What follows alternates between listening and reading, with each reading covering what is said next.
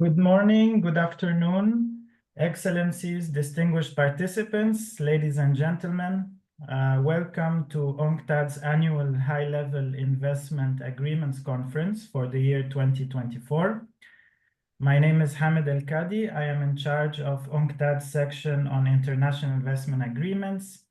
It's my great pleasure to be with you for today's conference under the theme the path to mainstreaming sustainable development in international investment agreements. UNCTAD is the focal point in the UN system for matters relating to international investment agreements and their development implications. Our work includes analyzing latest trends and key emerging issues in investment agreements, building the capacity of countries to negotiate and implement investment agreements that foster sustainable development, and we also provide a platform for universal, inclusive, transparent stakeholder engagement on these issues. We are honored by your presence and have the great pleasure of having with us a distinguished group of panelists guided by two experienced moderators, Makan Beng, Professor of International Law, Director of the Department of International Law and International Organizations in the University of Geneva, and Lisa Sachs, Director of Columbia Center on Sustainable Investment, Columbia University. Professor Beng will moderate the first panel on country perspectives, and Ms. Sachs will moderate the second panel on regional perspectives.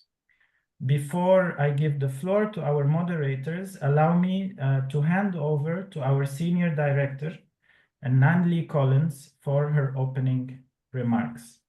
Nan, you have the floor. Thank you.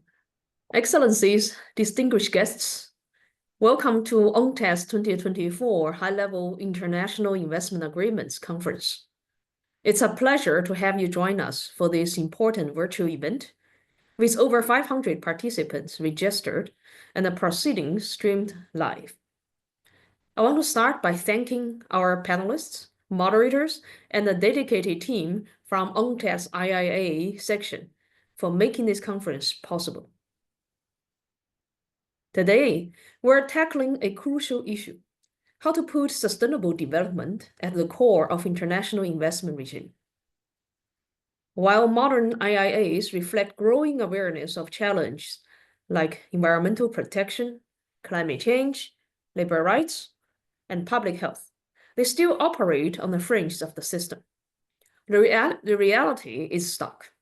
Almost 90% of IIAs in force today are old generation agreements shaped by priorities of a different era. These old generation agreements fall short of addressing today's pressing economic, social, and environmental needs. They fail to foster inclusive economic growth, tackle social challenges, or leave room for governments to protect the environment through regulation. In contrast, modern treaties reflect a growing recognition among policymakers that the international investment regime must evolve to meet current challenges and prioritize sustainability. The challenge before us is to bring sustainability to the forefront of IIA regime and make it the foundation of the investment regime. At UNCTAD, we have been at the forefront of IIA reform for more than a decade. Through policy research and the development of practical tools, we achieved tangible impact, supporting negotiators, modernize treaties, and facilitating regional efforts to consolidate and update fragmented treaty relations. Most importantly, we've worked to build consensus on the need for change and the pathway to achieve it. Today's conference builds on this work. It is an opportunity to share experiences, showcase best practices, and discuss avenues for updating the investment regime. The discussions today will address critical issues, including how to integrate sustainable development priorities into IIAs, how to operationalize these priorities effectively, and how to address the challenges posed by legacy treaties. Reforming IIA isn't easy. The path is complex, but modern treaties provide a foundation for progress and a critical driver of change. They are proving grounds for innovation, offering lessons on how to create investment frameworks that meet the demands of the 21st century. Regional IIAs, in particular, can act as building block for a more coherent international framework. The challenge is to accelerate this transformation and translate lessons into practical action at all levels, bilateral, regional, and multilateral. Friends and colleagues, reforming the international investment regime is more than a technical exercise. It is about aligning the system with shared values, sustainability, inclusivity, and resilience. These values are the backbone of the Sustainable Development Goals, and IIAs can play a key role in achieving them. Our collective challenge is to find practical ways to mainstream development into these agreements. The work doesn't end here. Today's discussions will feed into our 2025 World Investment Forum, where I hope to see many of you again. Ladies and gentlemen, I wish you all an engaging and productive conference. I look forward to concrete outcomes, and I sincerely hope that the discussions today can help pave the way for a more equitable and sustainable international investment landscape. Thank you. Thank you very much, Director Nan. I would now give the floor to our moderator for the first panel, Professor Mbeng. You have the floor. Thank you very much, dear Hamed. Good morning, good afternoon, good evening to everyone, and welcome to panel number one. As many of you know, last week, the International Court of Justice started its hearing in a very historic advisory proceedings upon request from the UN General Assembly, dealing with obligations that states have in relation to climate change. I have had the privilege to be the lawyer of the African Union, and we presented our statement last week on Friday before the International Court of Justice. And one of the requests of the African Union before the International Court of Justice has been to invite the court to determine what are the climate change obligations deriving from investment agreements. And even if the African Union has been making such an invitation to the International Court of Justice, as you can imagine, we are aware that it will be quite a challenge for the International Court of Justice to determine what are the climate obligations deriving from investment agreements. And the reason for that is because IIAs actually are not very clear, very predictable, are not very mainstream when it comes to obligations, rights in relation to climate change in the context of the investment regime.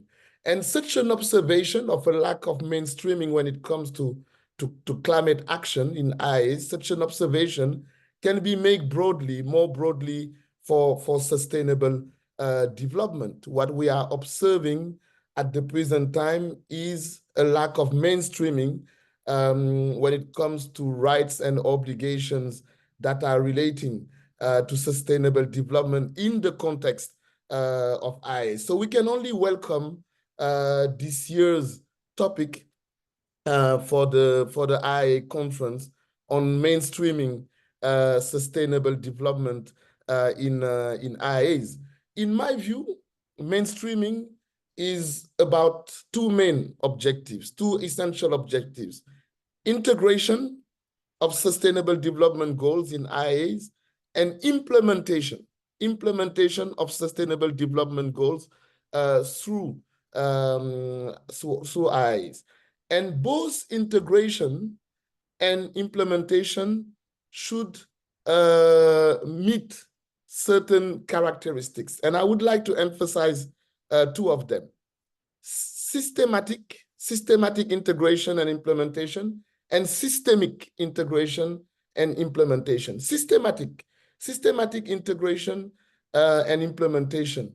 We need to now reach a level where integration and implementation of sustainable development goals in IIAs is no longer just an emerging trend. We need to move from an emerging trend to what I would call universal, constant, and consistent practice. So it should no longer be just an exception, but the norm. So this is what I mean by systematic integration and implementation. We need also systemic integration and implementation.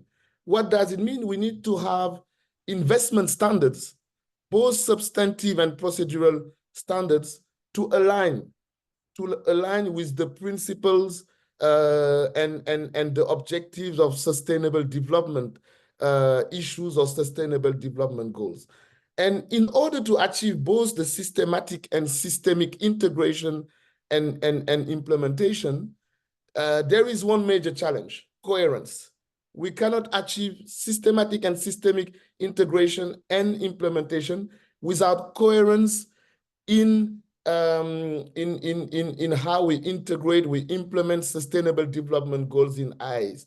So today, one of the major challenges is how do we achieve that coherence? And I believe that this is about a principles-oriented approach. How do we think? How do we discuss, elaborate principles within the international community that can lead to more coherence in the integration and implementation of sustainable development goals in IIAs? And so to discuss this challenge, we have with us a group of excellent, great panelists, great experts that are going to share country perspectives on best practices and challenges to mainstreaming sustainable development in the IIA regime. So we have with us 7 experts. Each of them are going to share their experience within 6 minutes, and then we will have a round of question and answers in which I will ask a specific question to each of the said experts.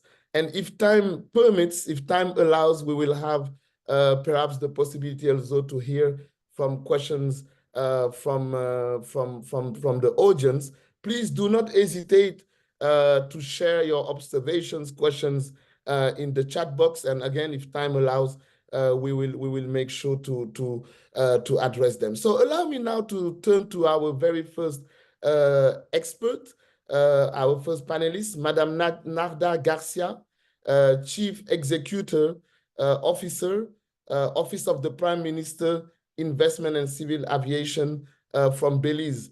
I would like to recall that the order of intervention will be based on alphabetical order. So, Madame Garcia, you have the floor to share your country's perspective. Thank you. Good morning, everyone. In Belize, it's morning, early morning. Should I put on my camera? Yes, that would be great, please, if you can. I would actually invite all the panelists in session 1 to open their cameras. Thank you so much. Yes. Good morning again, and thank you very much for the invitation. I bring greetings from Belize. Belize is located in Central America and is bordered to the north by Mexico, to the south and west by Guatemala, and to the east by the beautiful Caribbean Sea. We are a diverse country with various cultures and languages. Belize is home to several rainforests and the second largest barrier reef in the world, the Mesoamerican Barrier Reef, which is also a UNESCO World Heritage Site. It has been 3 years of Belize achieving one of the largest debt for nature swaps in the world. In November of 2021, Belize signed the Blue Bond Agreement, reducing the country's debt and charting a way forward to finance the protection of our marine resources. It provided immediate economic relief to Belize with a debt to GDP reduction of 12% in exchange for the government of Belize to protect a significant part of Belize's oceans and an estimated $180 million towards conservation on the ground over 20 years. The Blue Bonds is an ambitious plan that aligns with national and international commitments to scale up ocean conservation around the world and address urgent biodiversity losses through improved ocean management. The agreement calls on Belize to complete 8 milestones by the year 2029. To date, the government of Belize has completed 4 of the 8 milestones contained in Belize's conservation commitments under the Blue Bonds agreements. Belize has delivered on conservation milestone 1, 2, 3, and 4 by protecting 25% of its total ocean space, designating all existing national lands within the Belize Barrier Reef Reserve system as mangrove reserves, and launching the Marine Spatial Plan process for the development of the Belize Sustainable Ocean Plan.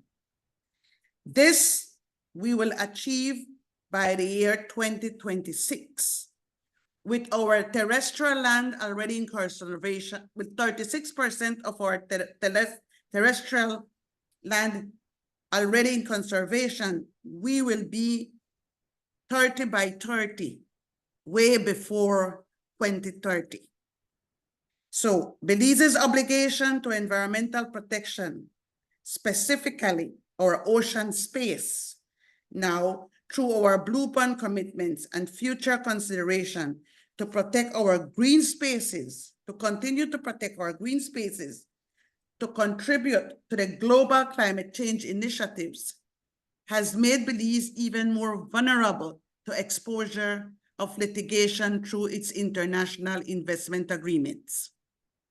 Belize has recognized that investors can use investor-state dispute settlements via the international investment agreements to resist environmental protection and climate change measures.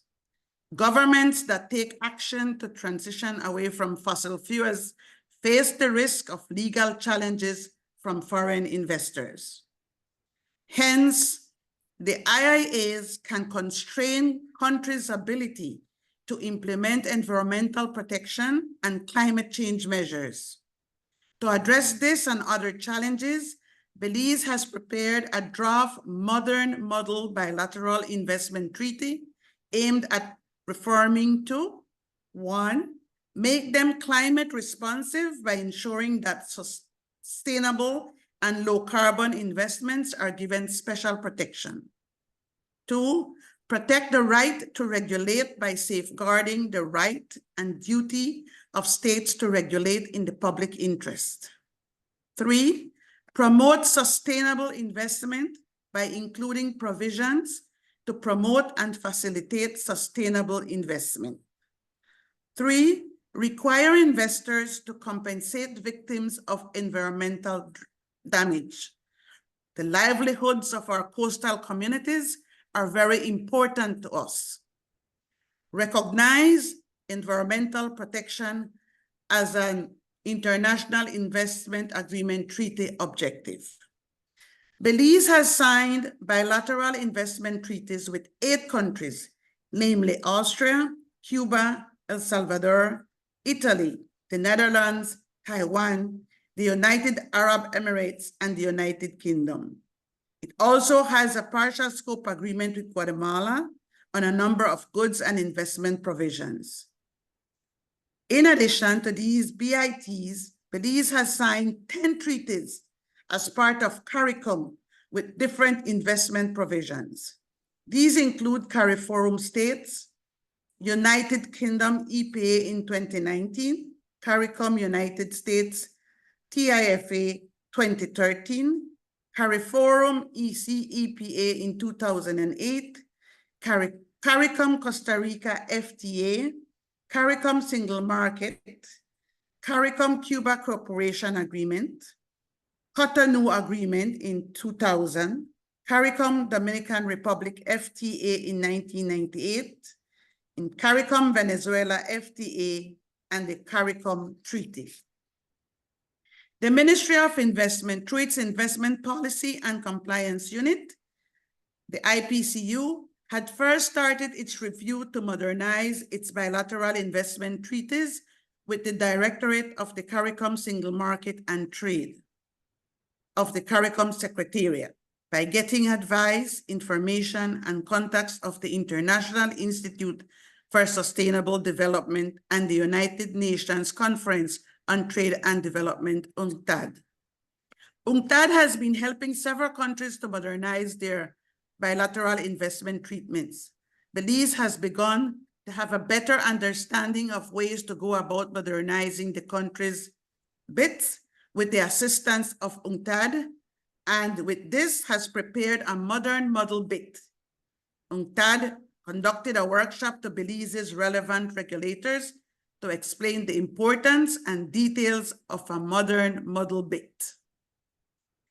Belize focused on mainly 8 general provisions that are considered most in need of reform its existing BITs. 1, the definition of investment. The current BITs use an asset-based definition of investment, which may include every kind of asset. The new model adopts an enterprise-based definition of investment, thereby narrowing it to FDI. B, definition of investor. The model also includes limitations on the definition of investor, which will help eliminate the risk of using mailbox companies, treaty shopping, and free riding by investors not conceived to be beneficiaries of treaty advantages. C, national treatment. Extending treaty protections and advantages exclusively to those foreign assets that bring concrete benefits to the host country is one way of targeting investments conducive to sustainable development. D, most favored nation treatment. The MFN treatment provision has been completely dropped or omitted from the new model. By virtue of the MFN clause in a BIT, a foreign investor can, quote unquote, import more favorable protection provisions contained in other BITs and use them to bring claims before arbitration tribunals. E, fair and equitable treatment. To limit this possibility and curtail abuse of fair and equitable treatment, the new model BIT carefully clarifies the meaning and delineates the scope of the FET. This abuse can especially be exploited, again, by mailbox companies, treaty shopping, and free riding by investors not conceived to be beneficiaries of treaty advantages. The model BIT contains a section obligations and responsibilities. F, full protection and security. The investor-state dispute system requires an investor to exhaust all local remedies, judicial and administrative, before initiating international arbitration. G, expropriation. The model BIT makes a change to the calculation of interest for compensation where it is not calculated in compound interest, but simple interest. H, public policy exposure. The new model gives space for the country's right to regulate and includes a long list of measures that will be completely exempted under the treaty. These include measures related to taxation, government procurement, public health and safety, environmental protection, and financial stability. Thank you very much. Thank you. Thank you very much, Madam Gassa, for this very comprehensive presentation of some of the best practices that have been developed by Belize in relation to mainstreaming sustainable development in your new model BIT. And I know that among others, you emphasized the issue of coherence, because you insisted a lot on how actually blue economy, so ocean governance, would require sustainable investment governance. Let me now turn to our next expert, my dear colleague and friend, Madam Samira Sulejmanovic, who is the head of Department for Bilateral Trade Relations of the Ministry of Foreign Trade and Economic Relations from Bosnia and Herzegovina. Samira, it's a pleasure to see you. You have the floor to share the experience of your country. Thank you. Thank you, Professor Makan. Dear hosts, esteemed colleagues, dear participants, first and foremost, I would like to say that I'm pleased and honored to be here among you today. Specifically, it's great to be in the familiar and positive environment where the whole story about IIAs regime reform started a decade or so ago with UNCTAD. In recent years, we have been witnessing the increased practice of incorporating new and contemporary provisions in the investment treaties aimed at supporting sustainable investment. It would be pretentious, even arrogant from my side, to try to offer ready-made solutions in the short time dedicated for this intervention. That is why I'm going to share some views and ideas floating in my state, Bosnia and Herzegovina. In different parts of the world, the model clauses used for the purpose of sustainable investment vary depending on a range of determinants. Some of them are policy options, needs and vulnerabilities of national economy, achievement of desired objectives, and so on and so forth. One thing is, however, common to all of them. That is, until they are tested in case law, we will not know for sure how effective they really are in practice. Leaving their effectiveness aside for a moment, we in Bosnia and Herzegovina believe that simple inclusion of such provisions in the investment treaties can only be part of the solution. Namely, we believe that these provisions should be complementing a comprehensive governmental approach rooted primarily in relevant national policies, laws, and regulations. In this context, there cannot be one-fit-all template solution. Taking into account different elements, each state should decide for itself how far it wants and can go in this process. Therefore, instead of going into specific technical details in this intervention, I choose to look from the policy level. And I'll give you an example of my country. So what would that mean in practice? Let me give you an example. The entire process started in determining who we are, what we want, and how we plan to achieve it. Like most countries, we need foreign investments in order to pursue much needed economic development. If we want this development to be sustainable, then the policy or regulatory costs can be even higher. All this indicates that very restrictive investment treaties or their absence as a policy option could hardly be a solution for us. The next step was to determine which states or investors have desired potential and readiness to consider investing. Random conclusion of investment treaties could do more harm than benefit. Policies and interests of those partner states are sometimes quite diverse mutually, and what is even more important, opposite to ours. All this taken on board for policy consideration showed that finding a balanced approach while safeguarding core elements of our position is of utmost importance. Easier said than done, but yet it's not impossible. Drafting implementable and legally meaningful provisions on sustainable investment in investment treaties turned out to be quite a challenge. Nevertheless, we believe there are various options for parties to indicate importance they adhere to this aspect of mutual investment. As such, these provisions can hardly be ignored in future arbitral deliberations. In our opinion, the real legal power to provisions on sustainable investments is actually assigned by the national policies and regulations. If the state does not have adequate legislation promoting, supporting, and even mandating certain aspects of sustainability in investment, then there is a great chance that sustainable investments provisions remain a toothless dragon. Some risk will remain even with meticulously designed and drafted provisions, but that is something we have to live with. More challenging is how to update all generation of investment treaties in the context of sustainable development. This process is twice as complex.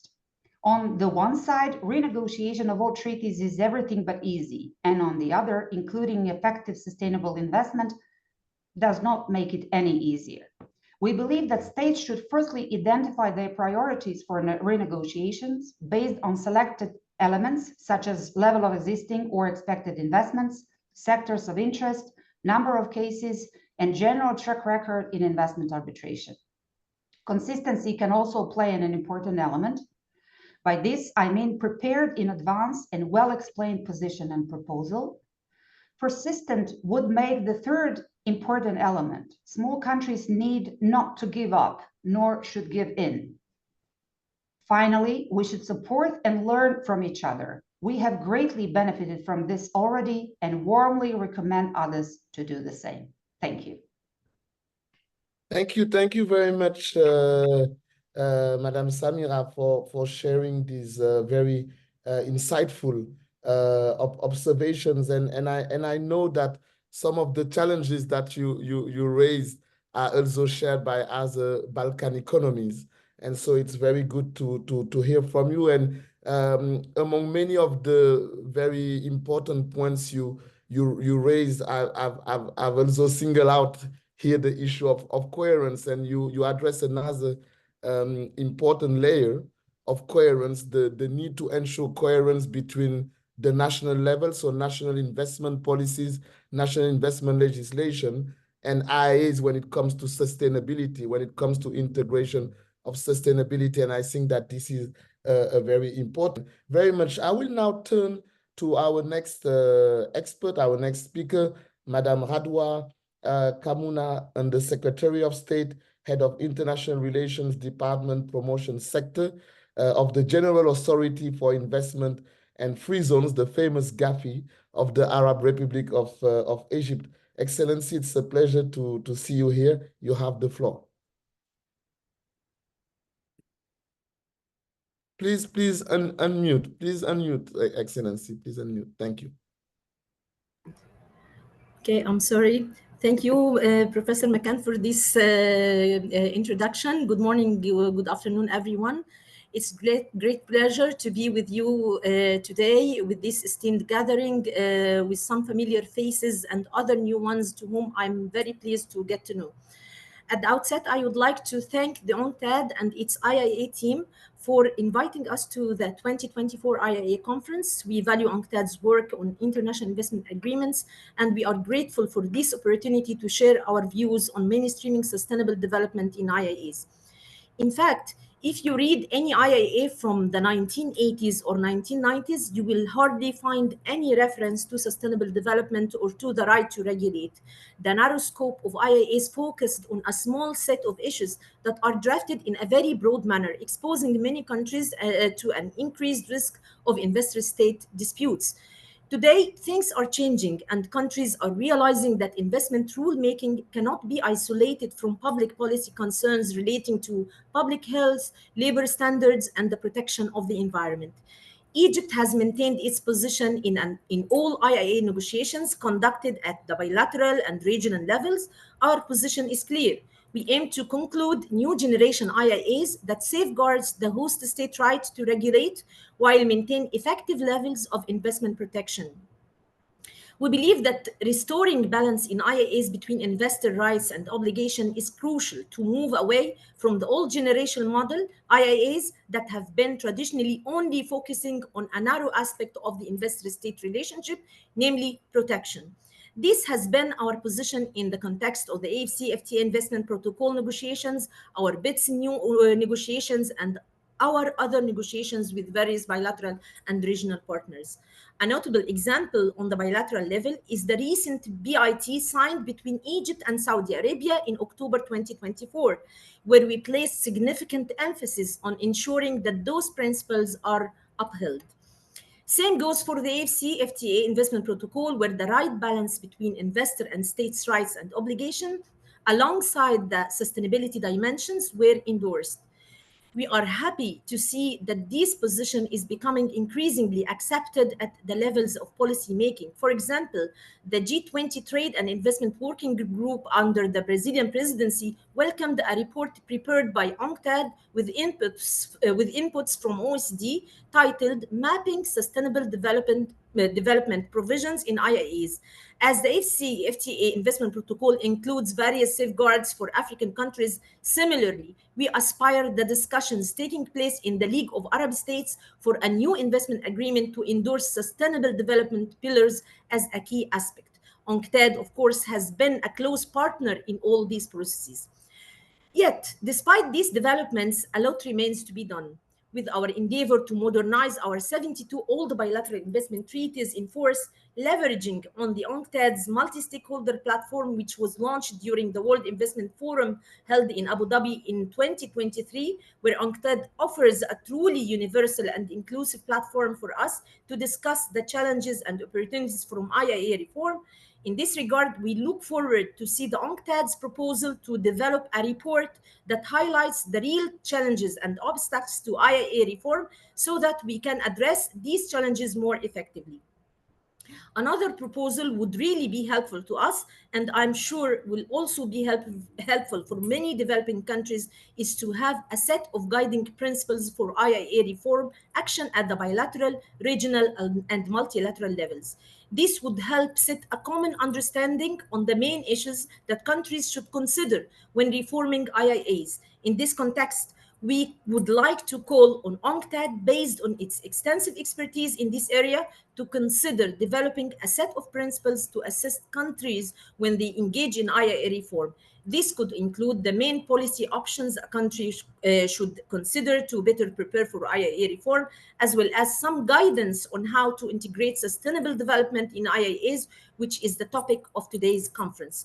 I hope that UNCTAD could consider this proposal in its future work. Thank you. Thank you so much, Excellency, for sharing Egypt's experience. And I know that Egypt has been playing a leadership role for more systematic and systemic integration of sustainable development goals in IIAs, both at the national level, through the national experience, but also at the regional levels within the AFCFTA, the League of Arab States, etc. But thank you also for making concrete proposals on how we can achieve the collective wisdom, how we can actually get to more coherence in mainstreaming sustainable development in IIAs. And I note among the proposals you made, one that is very important that I share, which is, the need for having guiding principles on how mainstreaming sustainable development in IIAs. And of course, you pointed out to the leadership role that UNCTAD could play at that level, thanks to its experience. And I think that we can only agree with such excellent proposal. Let me now turn to our next speaker, Mr. Mark Jacobs, Director, International Trade Policy and Market Regulation of the Ministry of Foreign Affairs of the Kingdom of the Netherlands. Mr. Jacobs, you have the floor. Thank you. Thank you very much, Professor Makame, and it's a pleasure to be invited to this panel. I would like to thank UNCTAD for its ongoing work and efforts on investments, of course, and investment regulation. But also, I would like to thank them for organizing this seminar. For the Netherlands, the modernization of IIAs is one of our key priorities in investment policies. Modernization is pursued at different levels. Firstly, we have bilateral negotiations based on the new NL Netherlands model text. Secondly, modernization is pursued within the context of the European Union. Together with other EU member states and the European Commission, new investment protection policies are developed. And thirdly, we participate in multilateral levels. We have the ISDS reforms that take place in UNCITRAL. There's the work of the OECD, and of course, the work and the research done by UNCTAD. Within this modernization of IIA policy in the Netherlands, sustainable development has an important role to play. It has become clear over the past decades that FDI flows are crucial to realize the Sustainable Development Goals. IIAs can help fostering an attractive investment climate for investments that can contribute to these goals. In 2018, the Netherlands designed a new model text for our IIAs. In this text, we address the topic of sustainable development in 3 different ways. The first way in which sustainable development plays a role in our IIA text is in securing sufficient policy area for states for measures necessary in the fight of sustainable development. This is dealt with in the provision on the right to regulate. In these provisions, states reaffirm their rights to regulate to achieve legitimate policy objectives such as the protection of public health, the environment, climate change, labor rights, and others. The second way we address sustainable development in our IIA policy is by emphasizing and reaffirming the sustainable development commitments that the contracting states signed up to. For example, states agree that they will ensure that their laws and policies provide for and encourage high levels of environmental and labor protection. We also refer to the ILO conventions, the Paris agreements, and various other multilateral conventions and agreements that are crucial to sustainable development. The third way involves the investors themselves when it comes to sustainable development. They too play an important role in achieving the sustainable development goals by the way they structure and conduct their business activities. In the model provisions, there's therefore more emphasis on investors' obligations and responsible business conduct. With these 3 approaches, the Netherlands aims to foster a business-friendly climate that encourages investments in the sustainable development sector, whilst maintaining the policy space for taking those measures that the Netherlands deemed necessary in light of the different policy objectives we have. And maybe it's also important to mention that these elements are in line with the EU investment policies that we develop together, and that they therefore will be quite similar in other EU member states' policies on IIAs or in policies of the EU as a whole. Like you yourself has said, Professor Makame, on coherence, but also our Bosnian and Herzegovinian colleague on Samira, coherence is very, with national policies, is very important. We should be conscious of the fact that sustainable development cannot be achieved through IIAs without proper national legislation supporting sustainable development. For example, if national legislation of a contracting state does not foresee in strict labor right legislation, it cannot be the case that strict labor right rules become applicable to an investor only through the IIA. Would that be the case, we would actually create a situation in which the company protected by the IIA has to comply with more strict rules than a company that's not protected by such an IIA. And this would be contrary to the purpose of an IIA, trying to foster cross-border investments and creating an attractive investment climate. It's therefore important to realize that an IIA cannot substitute national legislation nor create additional obligations for investors that do not exist under national legislation. Sustainable development provisions in an IIA can only be effective if supported and strengthened by strong sustainable development legislation at the national level. Maybe to conclude, the Netherlands, therefore, like I said, the Netherlands approaches the topic of sustainable development in our IIAs in 3 different ways. Through the right to regulate, through commitments between states with respect to multilateral agreements on sustainable development, and by addressing the role of investors. But this approach can only be effective if the national legislation of the contracting states is ambitious on sustainable development itself. I'm very happy to further engage on this topic. Thank you very much, Mr. Jacobs, for these very insightful and precise observations, and also for highlighting again the importance of mutual supportiveness between national legislation, national investment legislation, and IIAs in mainstreaming sustainable development. But I think that your observations also show that mainstreaming sustainable development in IIAs is not just a challenge for developing countries, by contrast to what we usually think that achieving sustainable investment is an issue for developing countries, that this is also a challenge for developed countries. And so, of course, having a set of guiding principles that could both guide, orientate developed countries and developing countries would be very useful. And now let me turn to another expert, coming from a developed states, Mr. Felix Imhoff, Deputy Head, International Investment and Multinational Enterprises Division of the State Secretariat for Economic Affairs of the Swiss Confederation. Mr. Imhoff, welcome. You have the floor. Thank you, Professor. Thank you very much for the possibility to have this exchange on sustainable development in IIAs at UNCTAD. Sustainable development aspects are important, and important during the whole investment cycle. Now, IIAs, they also include different types of agreement, comprehensive FTAs, regional agreements, they're broader than, for example, BITs. And depending on the investment phases covered, this is like promotion of investment, including incentives, disincentives for different types of investment, sustainable investments, facilitation, market access, but then also protection provisions are more or less relevant, and also the more or less relevant mechanisms that come into play. Now, on your first question, how can sustainable development issues best be integrated? In our view, a pragmatic way to a systemic integration seems to be an evolutionary and complementary approach by different levels.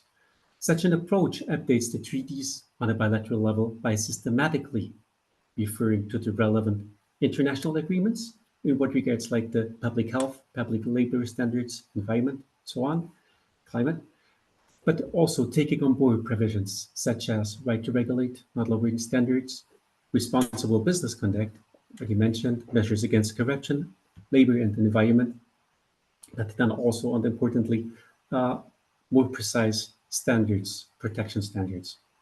And this is our treaty practice we're also following in our last treaties and current negotiations. It has evolved. Now, more comprehensive FTAs, they include these elements. They also cover, besides trade, usually more phases of the investment cycle, and they contain then also like horizontally applicable sustainable development chapters, but also cooperation chapters. I come up to this point later on the operationalization. The evolutionary approach, as I mentioned, to like systemically integrated, should be supported by multilateral fora. This fora, they do not only provide for a policy dialogue, discussions at the multilateral level can facilitate discussion then also at the bilateral level and on the basis of common wisdom. Here I refer, for example, also to, Central, UNCTAD, WTO, also, for example, track 1 at the OECD in what regards IIA and climate transition. But in this forum, also recommendations and solutions can be developed that further like this systemic approach. On the second question, how to operationalize, again, we should look also at the phases of the investment cycles that are covered. Sustainable development in BITs might be operational when agreements are interpreted, taking it into account of sustainability. This is public health, labor standards, environment.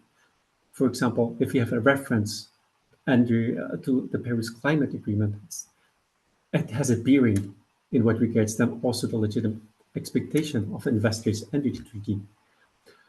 More comprehensive agreements like FTAs and their chapters, SDT cooperation can be operationalized in a framework of, for example, a joint committee or by specific projects. Also, on the multilateral level, there are different instruments that do operationalize sustainable investment in the different phases. For example, for promotion, we have the IPA networks. For facilitation, we have also might have an agreement soon on the multilateral level, hopefully.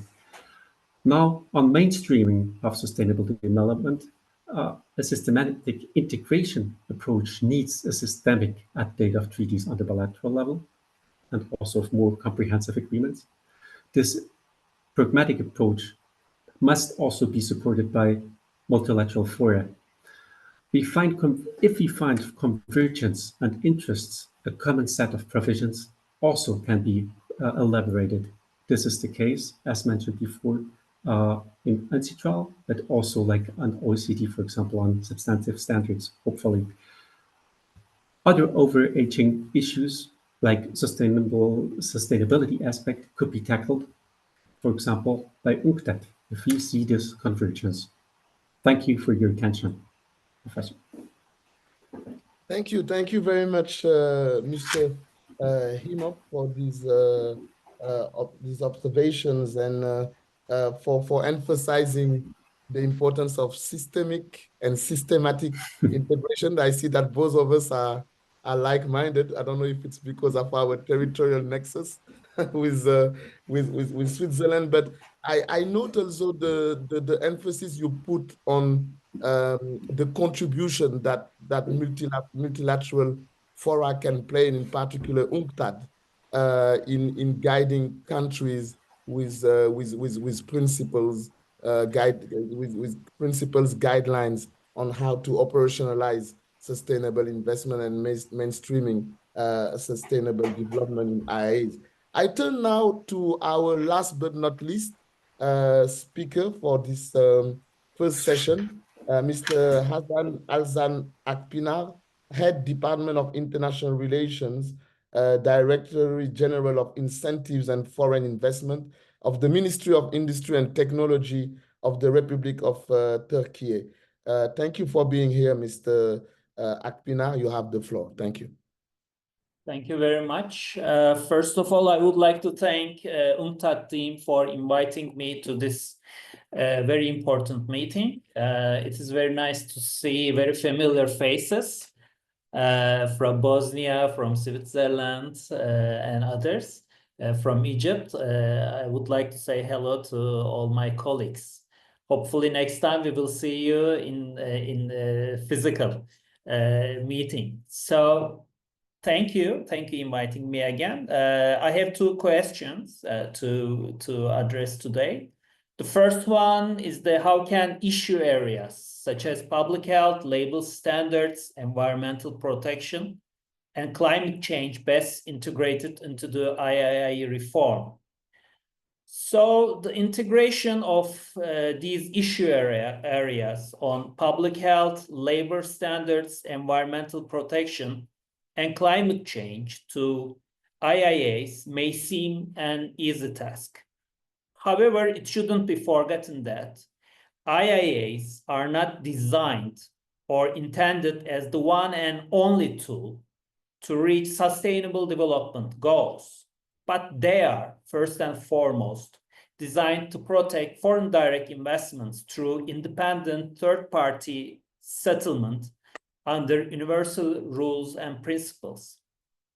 So given the fact that international agreements consist of two or more parties, IIA reform requires a coordinated effort among individual countries, or preferably a coordinated effort under the lead of a regional or international organization, such as UNCTAD, by considering the interests of many stakeholders and especially compromising the interests of the hosting countries with those of the international investors to integrate sustainable development goals into their IIAs.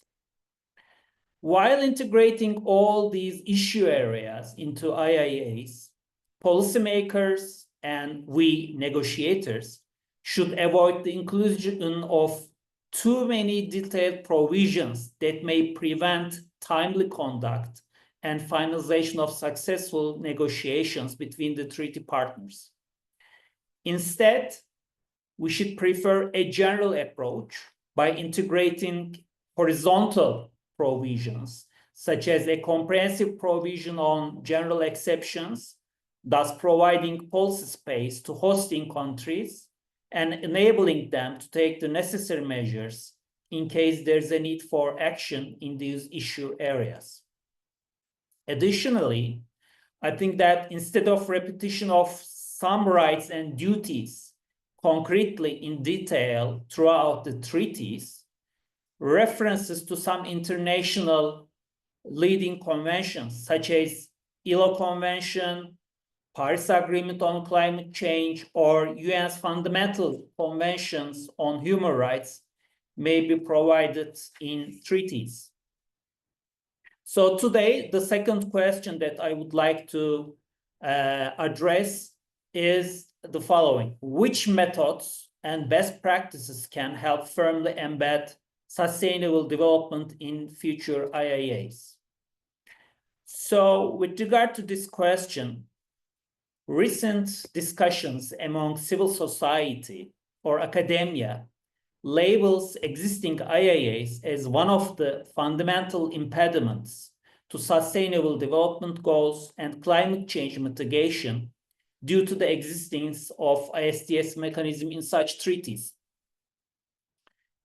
Even though some of those treaties are modernized and replaced with new ones having some innovative provisions, we still need time to see and observe the legal effectiveness of these innovative provisions designed for providing policy space to host states and understand if they are really preventing investors through the use of ISDS mechanisms from bringing cases against the host states who take measures to reach sustainable development goals. Apart from providing references to sustainable development goals in IIAs, the general architecture of IIAs should also be redesigned. In this context, first of all, the definition of investment must be rewritten with a view to promote and protect only foreign direct investments and exclude speculative types of investments with limited or negative effect on the development goals of host states. Secondly, the rights and duties of investors vis-à-vis host states and public under the treaties should have redefined, and the one-sided structure of the IIAs that we have observed so far should be rebalanced. Thirdly, incorporating provisions that provide specific clarifications distinguishing legitimate public policy objectives, such as protecting public health and the environment from indirect expropriation, would significantly expand the policy space available to host countries. These provisions would empower host states to formulate more robust and comprehensive policies aimed at achieving sustainable development goals without the risk of regulatory chill.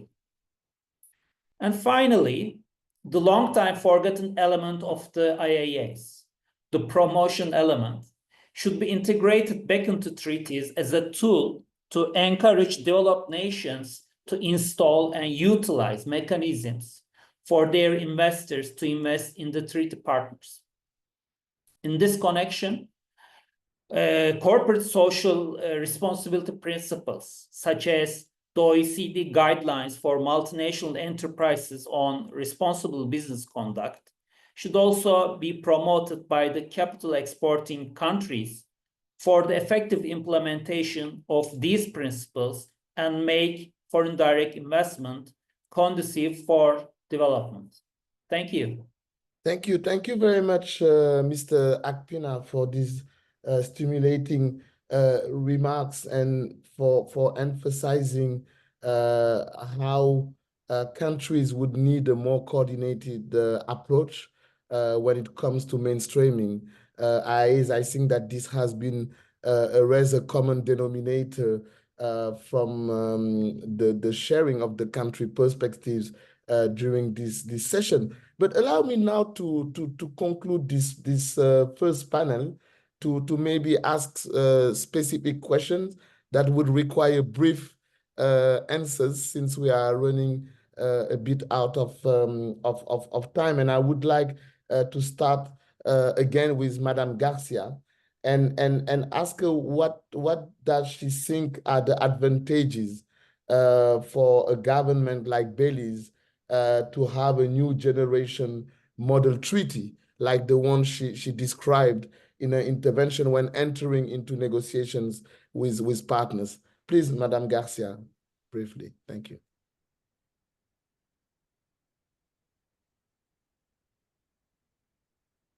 Good morning again, and thank you for the question. I'm having a bit of technical problems with my camera, but I believe you can hear me. We hear you well and we see you well. Okay, great. Thank you. UNCTAD has been helping several countries to modernize their BITs. Belize has begun to have a better understanding of ways to go about modernizing the country's BITs with the assistance of UNCTAD, and with this, it prepared a modern BIT. UNCTAD conducted a workshop to Belize's relevant regulators to explain the importance and details of a modern model BIT. Belize has also started with a general assessment of its old generation BITs, and it is taking into consideration recent revised BITs from other jurisdictions to identify areas for reform. In its review, Belize has been using UNCTAD's International Investment Agreements Reform Accelerator, which focuses on 8 provisions commonly found in international investment agreements. Reform Accelerator, which focuses on 8 provisions commonly found in the IIAs that are in the most need of reform. The reforms remain in line with the UN Sustainable Development Goals by providing SDG-oriented policy options and consider each country's right to regulate its international investment agreements. A modernized BIT allows updating of definitions and scopes of key terms and protections, and also allows the addition of provisions that strengthen each contracting state's right to regulate. That is, giving the state more powers to regulate industries or achieve certain policy objectives without the risk of raising dispute with foreign investors. Stronger rights to regulate have already been added to several renewed BITs between other countries. The modern model BIT will serve as a basis for Belize to renegotiate BITs and other regional investment agreements with updated best practices in BITs. Belize's objective to sustainable development and commitment to the Sustainable Development Goals drives us to ensure that our investment policies are aligned with these. Whilst BITs are still proposed to Belize by some countries who want to partner with it in investment, it must be noted that BITs are not the most important tool to attract foreign direct investment. Some countries have or are in the process of terminating its BITs regime and replacing it with new domestic legislation, which provides no recourse to any international arbitration. Thank you. Thank you very much. Thank you very much, Madam Garcia, and for highlighting the importance for countries to have new generation model IIAs or model BIT if they really want to engage in fostering sustainable investment. I'm now turning to you, Samira, on what you believe are some of the challenges in IA reform negotiations for smaller countries, and how can those countries overcome these challenges? We heard from Madame Garcia that a new generation model investment treaty could be a good tool. What's your take on that? Thank you, Samia. Well, thank you. Well, thank you for this question, definitely. Sometimes it looks to me that it remains in the shadow of other important aspects of the IIA's reform, and yet it plays a crucial role in how effective the process of reform is for a country. So I'm going to share how we see that from Bosnia and Herzegovina, and we are a small country, and I think we are quite good in what we were doing over the last decade, so maybe it's good to share with you. So from Bosnia and Herzegovina's perspective, the key challenges for IIA's reform negotiations would be level of technical knowledge, lack of well-skilled or experienced negotiators, imbalance in negotiating power. I mean, it's never easy to negotiate with countries that are more economically or politically powerful than you. Lack of pre-negotiation assessments, be it legal, economic, or political, and internal time or result-oriented pressure. So, I mean, the list could be longer, but these I find that the crucial from our point of view. Over the last decade, we have managed to address or significantly mitigate the associated risk with the comprehensive set of activities, which are as follows. We have drafted and presented for adoption to the Council of Ministers of Bosnia and Herzegovina new principles and standards of IIA's conclusion. So we basically set the base for future negotiations, which is consistent for all future negotiators and consistent in the policy context in Bosnia and Herzegovina. We have designed methodology and criteria for pre-assessment for conclusion of specific IIA. We have raised level of technical knowledge. We requested and ensured through our donors specialized trainings for negotiating skills. We prepare well for negotiations and communicate internally and externally in written. Negotiators know why it is important to have things in written. And we prepared a set of well thought through position papers and explanations. So that would be kind of a set that we use that helped us a lot in overcoming the challenges for negotiation in a small country. Thank you very much, Madam Samira. And among the suggestions you made to overcome the challenges, I know the importance of capacity building, strengthening technical knowledge. That's a very important aspect, of course, for smaller countries. And here again, I think that UNCTAD has played a very important leadership role in assisting and supporting countries in getting better technical knowledge on how to integrate sustainable development in IIAs. Let me now turn to Excellency from Egypt.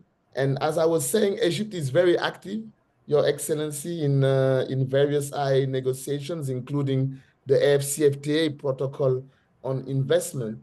And from your experience, what do you think are the best practices in preparing for IIA reform negotiations? So practices that would have to be taken into account in a set of guiding principles on how to mainstream sustainable development in IIAs. Thank you, Excellency.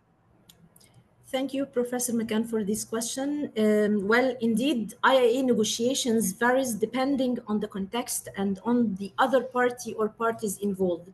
The strategic importance of renegotiating an IIA or concluding a new IIA will be determined on the basis of many factors, and these are some of the most important of them. Background research on the pros and cons of IIA in question, and the identification of existing or potential investments in both countries from investors of the other party, and in which sectors they are operating. An important advice is not to rush into concluding IIAs. There is a need to carefully consider the implications of signing a new IIA and to weigh the benefits against the potential risks. Having said that, I would like to shed light on the practices that ensure successful, balanced, and forward-looking negotiations from the Egyptian point of view. First and foremost, we have commenced by conducting a comprehensive mapping of our existing IIAs, which involved identifying strengths, weaknesses, and potential gaps with the support of UNCTAD. This collaboration helped pinpoint the most problematic provisions within these bits and provided valuable recommendations to guide our reform process. And being convinced that the policy reform is a dynamic process makes it imperative to ensure flexibility and adaptability as the global landscape is constantly evolving. So we must be prepared to adjust our strategies accordingly. Hence, the development of our national IIA model was of crucial importance. This allows us to have a starting point in any negotiations, a document that sets our priorities and concerns and that can balance and guide the negotiations. Our prime goal is to strike the right balance between attracting foreign investment and safeguarding our national interests with a view to align with broader economic, social, and environmental goals, ensuring sustainable and inclusive growth. Moreover, preparing for IIA negotiations requires domestic consultations. Forming an intergovernmental team comprising of various expertise is a cornerstone for our IIA reform. By engaging key ministries and agencies, we ensured a unified approach that aligns with our national priorities. No less important, building a strong negotiating team is crucial also. In this regard, I'm echoing what Madam Samira has mentioned and Your Excellency Professor Makan regarding the capacity building of the negotiating team. So we are working diligently to develop the capacity of our IIAs team in order to equip them with the required knowledge and skills to navigate complex legal and technical issues and stay abreast of recent trends in investment agreements. In this regard, we would like to express our sincere gratitude to UNCTAD for delivering specialized capacity building programs throughout the past years, including virtual and in-person workshops held at GAFI premises in Cairo. And we call for the continuance of this capacity building to our team in the near future. Thank you. Thank you, Excellency, and thank you for this message and of hope, and on insisting on the importance of internal coordination if we really want to achieve and foster sustainable investment. Let me now turn to Mr. Jacobs and ask him about what he can share with us regarding the impact of the domestic cases regarding climate in the Netherlands, the impact that they've been having on the future of investment policy making in the Netherlands.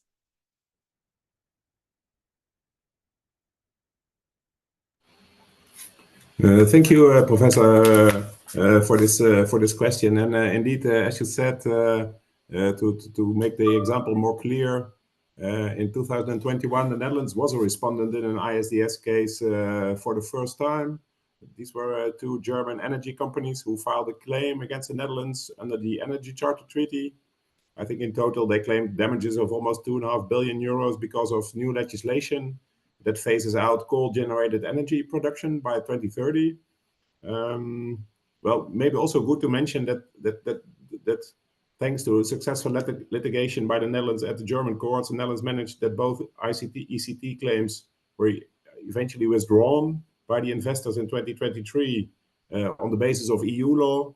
But still, the cases got a lot of attention, of course. And then regarding to your question, has this had any impact on our policy making? Well, to be honest, I think the impact has been relatively limited. When designing new legislation, the Netherlands always takes into account the principles of good administrative behavior and follows the principles that are embedded in IIAs. So I think from that point of view, not much has changed. The cases have and will not lead, I'm certain, to a regulatory freeze or a change in sustainable development policy. So I do not expect much to happen there. Although I think the climate on bilateral investment treaties and on IIAs in general, there's quite a critical climate public discussion on these issues. So that has been fueled, of course.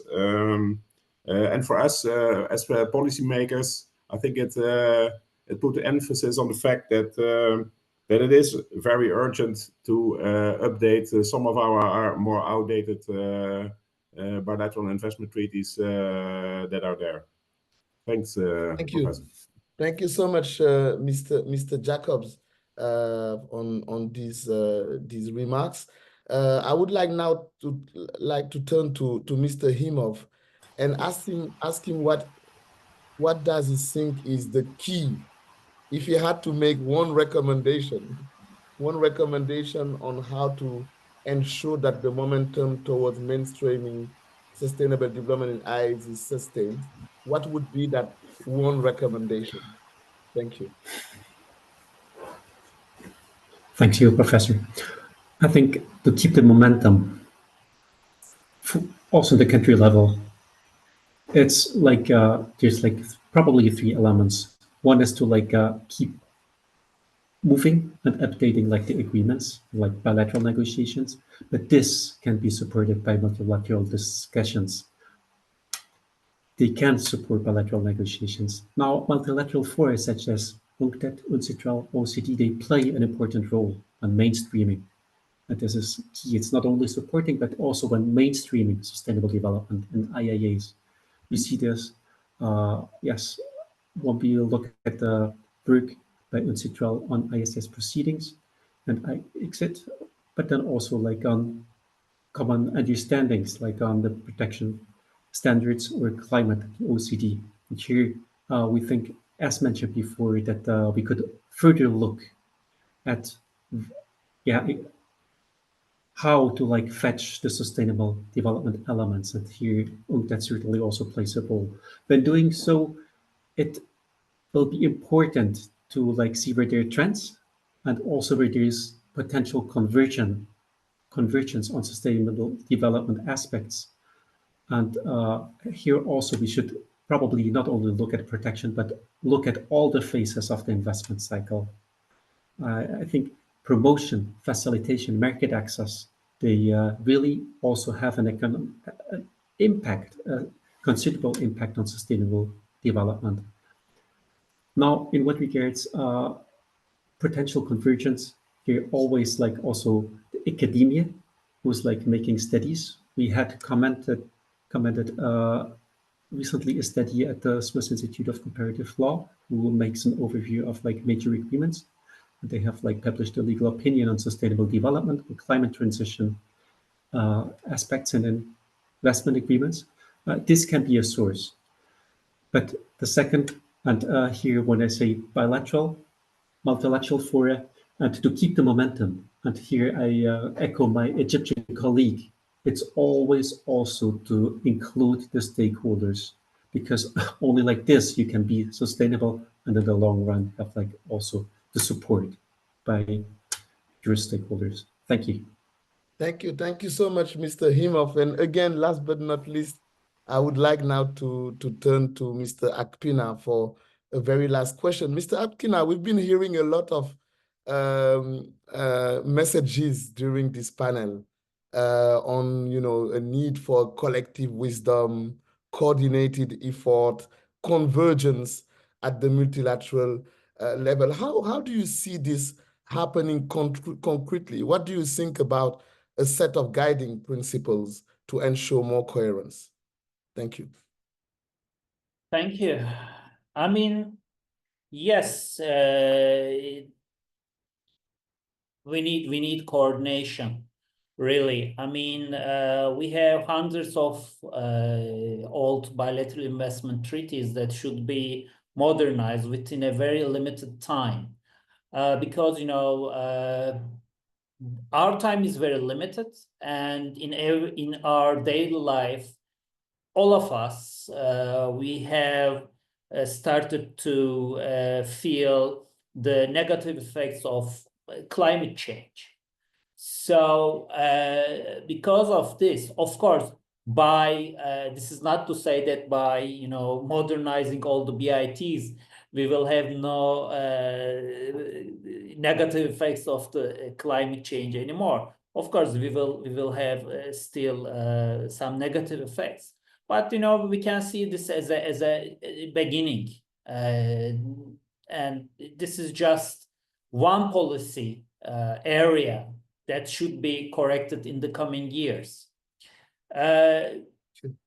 By the way, I'm not one of the critics of BITs saying that BITs are the evil of all all the negative effects, creating all the negative effects of the climate change. We cannot put all the scene on the top of bilateral investment treaties. They are not the only reason. but we should modernize them. However, the task is very big task. We have thousands of old bilateral investment treaties. And as Turkey, for example, we are also trying to modernize our BITs. So far as I can remember, we have modernized 30 BITs so far. But still we should modernize 40 BITs. Currently, we are trying to negotiate with 16 countries. But this task is a very demanding task. We have only limited persons in our office. With me, we are only 3 persons, and in addition to that, of course, we have also some other negotiations to conclude new types of BITs, as well as we have negotiations under the free trade agreements. So all of them are going side by side in parallel, and we are only 3 persons in Turkey. And I know that the situation is also the same in all other countries. I mean, even in the most developed countries, there are just a couple of experts dealing with these issues, and they are under huge stress, trying to run from one negotiation to another negotiation. But we have also some international organizations. Yes, Mr. I'm sorry to cut you, my dear colleague, but I think the message is clear.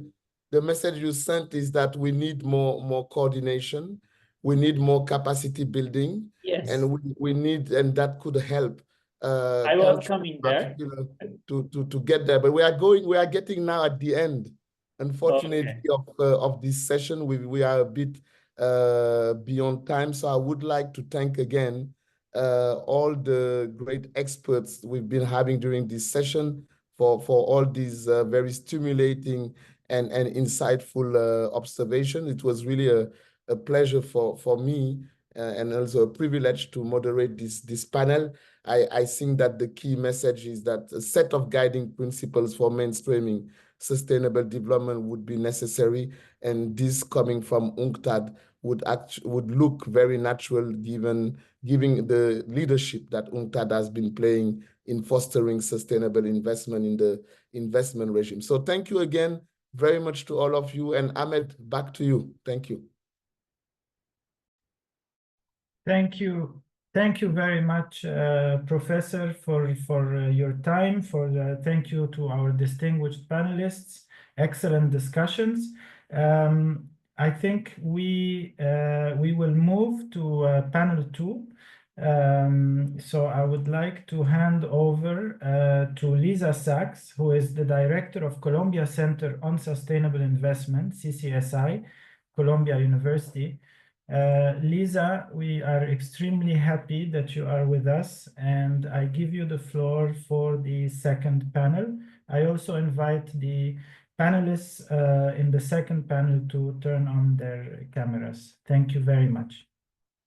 Thank you so much, Hamed, and really thank you to the entire UNCTAD team, to Director Nan Lee, to Hamed, to Vincent, to the whole team for organizing such an informative and timely meeting. I have been working in this space for decades, and I must say I learned a lot on that first panel. So really thank you to my colleague, Professor Makane, and to the distinguished panelists on the first session, who I think have obviated any need for me to say any introductory remarks. So I will not, just to underscore that I think that the first panel excellently underscored the persistent challenges, despite what was recognized as more than a decade of effort led by UNCTAD to align investment governance with sustainable development.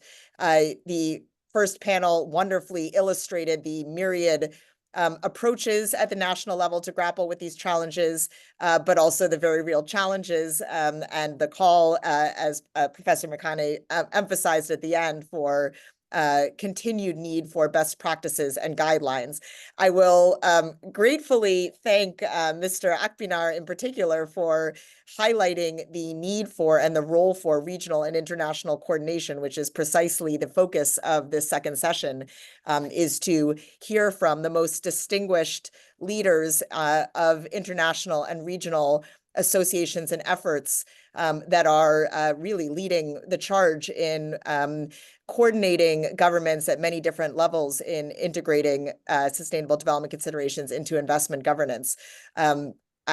I'm so privileged to call most of these distinguished panelists dear friends for so long and working in this space, but really so privileged to have the opportunity to introduce them and to hear from them.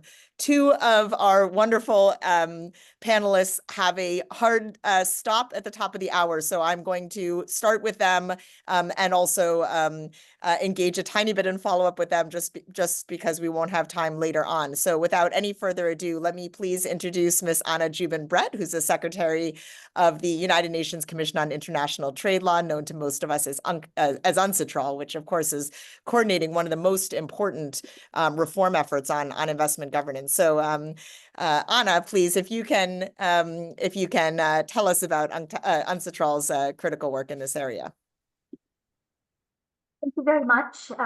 Thank you, Lisa, for your kind introduction. And I'm very grateful to the colleagues at UNCTAD for the invitation.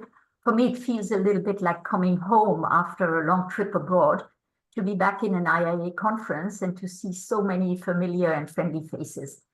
I'm also grateful for the opportunity to present what UNCITRAL's Working Group 3 has delivered so far and what is still to come in the reform of Investor-to-State Dispute Settlement, ISDS. I should add that we're delighted to always count on an active participation by our UNCTAD colleagues in the working group sessions. So let me begin with an overarching statement as follows. Being part of the United Nations Secretariat, Sustainable Development and supporting our member states in achieving the SDGs by 2030 is of course central to our work. Every year, the Commission examines the relevance of UNCITRAL texts that it decides to develop or that it adopts for their contribution to achieving the SDGs.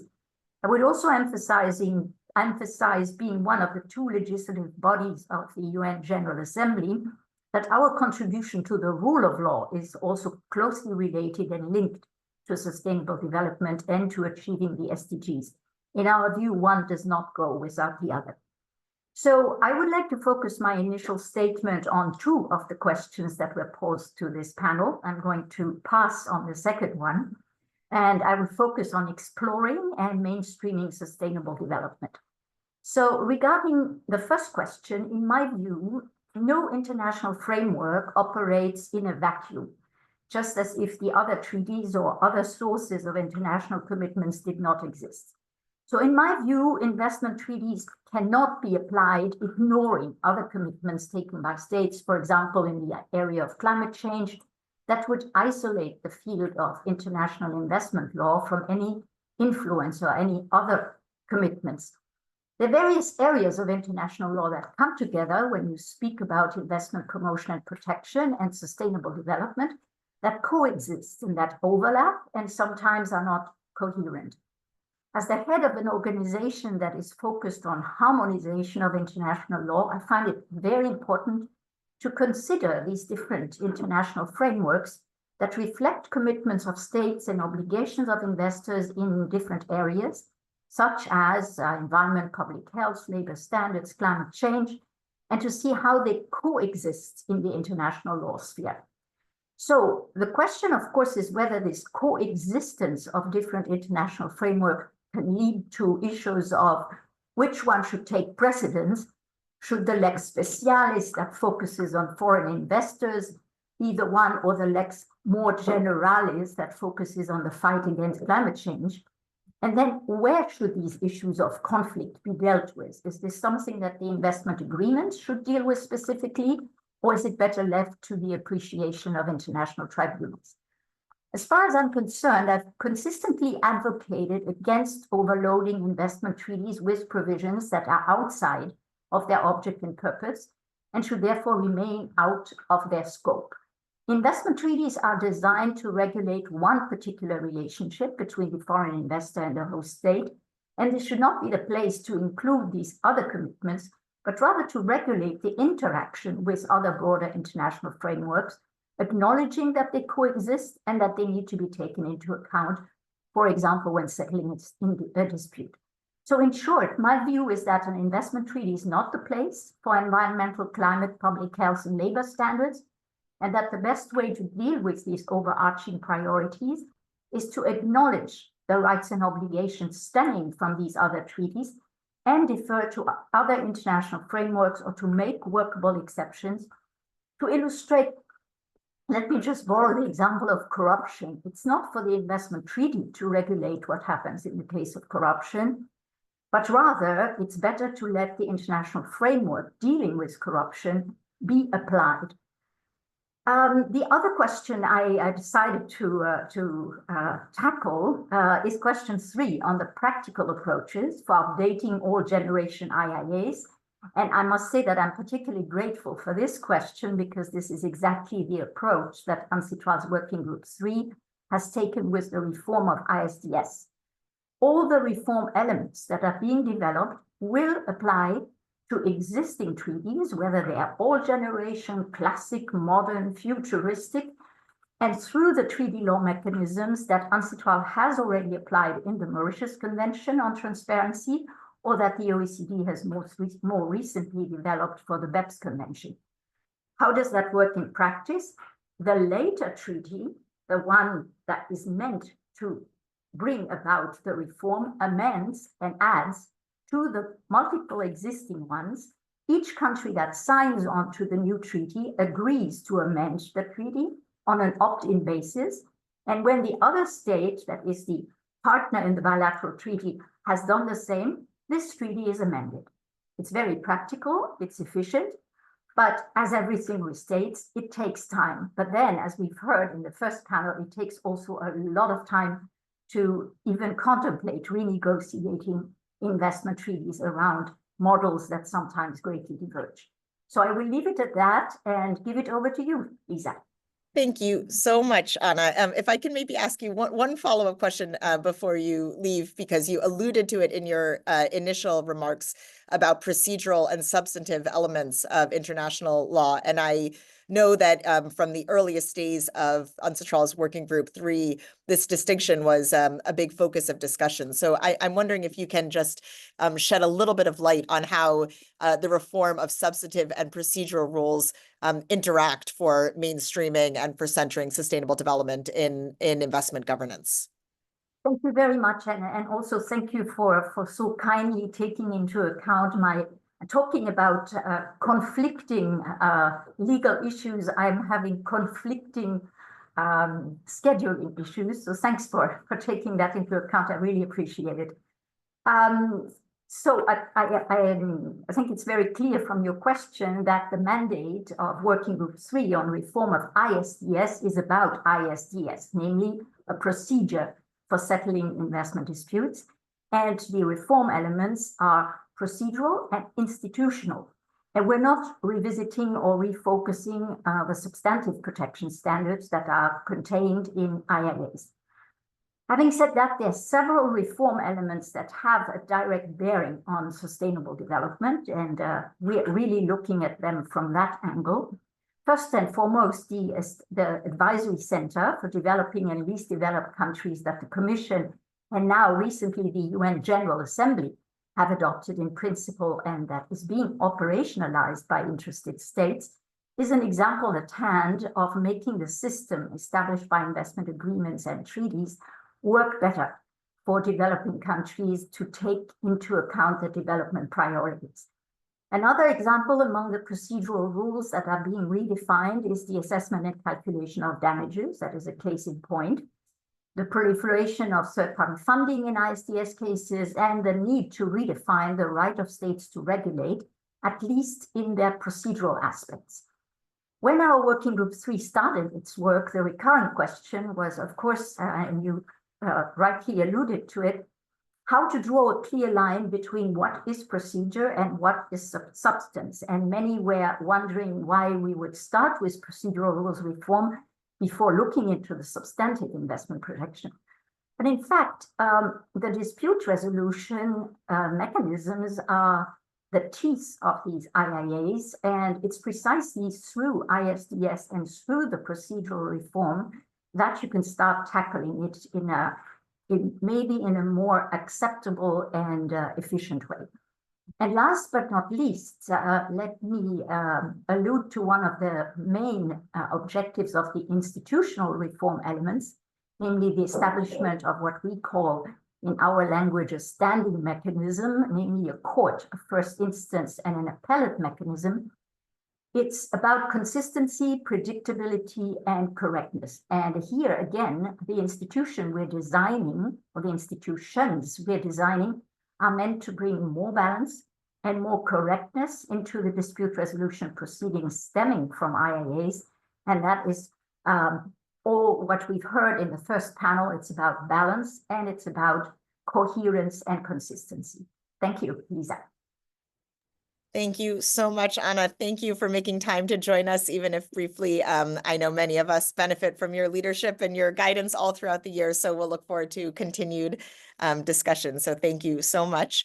Let me now turn to another dear friend and leader who also has to leave a bit early, Mr. Surya Deva, who is the UN Special Rapporteur on the Right to Development. I know for many, many years, actually, the UN Special Rapporteurs have been instrumental in emphasizing the need for alignment between sustainable development and investment governance. So, so Mr. Deva, if you can please share your experience as well. Thank you, Lisa. And at the outset, I would like to thank the organizers, UNCTAD, for organizing this event. And that shows the leadership of UNCTAD on these issues and inviting me for this. In my brief remarks, I will start with identifying 4 key problems that I see in the current international investment agreements regime. And then I will propose a transformation. And it's good that Anna spoke before me because I'm going to present a slightly different perspective on this. And I will propose that we need a significant transformation. And this idea that investment agreements are merely to attract investment and protect investors is highly problematic. And it's an antique idea which must be discarded as soon as possible. So let me start with the problems. The first significant challenge I see is that many states, as well as policymakers, and it became clear from some presentations, they see investment as an end in itself. And I will question that assumption. States should attract investment for something else. There must be a different end. Investment is a means to achieve an end. And in my view, that end is sustainable development, or achieving the all 17 sustainable development goals, or to create a more inclusive and sustainable society. The second challenge I see is that often the focus, when we talk about development, often the focus is merely on economic development, or references to sustainable development is merely in the preambles. And that is a cosmetic integration of sustainable development into investment agreements. The third challenge I see is that investment agreements, especially the old ones, they are worsening inequalities. And I will give 3 scenarios of worsening inequalities. They are worsening inequalities between countries. They're doing it in relation to investors and communities. Like investors are third parties to these agreements. They get rights, but what about the communities which are impacted adversely by the investment and the investors' activities? What about them? And giving rights only to one and excluding the others is highly problematic. And the third is they create asymmetries and inequalities in relation to investors and states because they create a one-way traffic in terms of ISDS. Investors can sue states for arbitration, but what about states? They can do counterclaims, but that is not proving to be effective. And the fourth challenge is lack of participation. Often, people are not able to participate in the negotiation of these investment agreements. They're a very opaque process of negotiation. This is highly problematic. So we need a transformation to address these four problems that I've identified. Now, in terms of solutions, in my view, it has to be recognized that these investment agreements must ensure sustainable development. They have to go beyond preambles, and any investment which is not contributing to sustainable development must not receive any protection whatsoever under these investment agreements. That's my first point. And that's why I'm calling it a transformation. The second is we need to harness the investment agreements and investment as such to address inequalities. The world is facing significant socioeconomic, political, cultural inequalities. So states negotiating these agreements must ensure how they can use these agreements to achieve gender equality, for instance, how women could benefit from these investments. They should look at how about the rights of the workers, of indigenous peoples who are disadvantaged often by these investment agreements, or how ISDS can be reformed if at all. I was visiting Honduras last month on a country visit. Now, one of the foreign investors is seeking more than 10 billion US dollars from Honduras. That is 1/3 of the GDP of this country. This is unconscionable, in my view. So this kind of inequalities are unsustainable, and we must do something to reform it. The third is these investment agreements must impose obligations on investors. And I think that is where my view is different from Anna's view, that investment agreements are only for giving rights to investors, because that is one-way traffic. Why do we need to give investors the right? No one has a right to make profit. No one. Investors have a legitimate expectations to make some profit of their investment. But communities also invest their life. Workers also invest their life, and that's how investors make profit. So there are others who are investing in the success of an enterprise, but that may not be seen in terms of investment through dollars. So I think we have to encourage that. We must ensure that decent jobs are created, and I hope Geeta from ILO will talk about that. Environmental pollution is not happening. Climate space is not constrained. And finally, we need participation. When states are negotiating these investment agreements, there must be active, free, and meaningful participation of all stakeholders. These agreements must not be negotiated in very opaque environment, in my view. And that is where I believe, Lisa, that UNCTAD can strengthen its leadership in developing these guiding principles that could provide a template or concrete guidance in different situations, what states must be doing. And that would also kind of provide guidance to even arbitrators and policymakers, that we cannot look at investment and investment agreements as an isolated compartment. We cannot ignore human rights, we cannot ignore the environment, and we cannot ignore climate change. Thank you very much. Thank you so much, Surya. Very powerful. Before you have to go, I'm wondering if I can just ask you to help inform and clarify for those joining us the specific mandate or the specific framing of the right to development and the mandate of the rapporteur, and how we can understand and operationalize that particular right to development. And I know that you've worked with other special rapporteurs on other aspects of human rights in the context of developing international investment governance frameworks and guidelines. I just wonder if you might say one more word about that. I'll be very brief, Lisa, because I need to leave for another meeting. But let me start with saying this, that when we talk about right to development, it is a more holistic vision of development. It's not merely economic, but also social, political, and cultural development. Investment agreements, as well as investment, it has a key role to play in realizing right to development as well as sustainable development, in my view. But these investment agreements can also undermine the right to development. They can do it, for instance, by creating policy incoherence. If states are merely looking at attracting investment and they're creating, let us say, special economic zones where trade unions need not function, where these investors need not pay tax, that is policy incoherence and highly problematic. Or there could be a situation created by ISDS. If states have to pay a significant amount of money to these investors, then that money is coming from somewhere. And that's where the resources are diverted. And that is, again, highly problematic. Thank you very much. Thank you so much, Surya. Thank you for joining us and for your leadership in this area as well.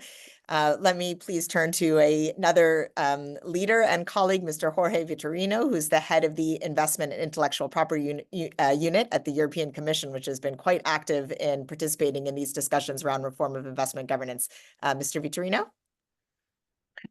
Thank you. Thank you. Good afternoon, Lisa. Good afternoon, colleagues, and all colleagues that are connected also.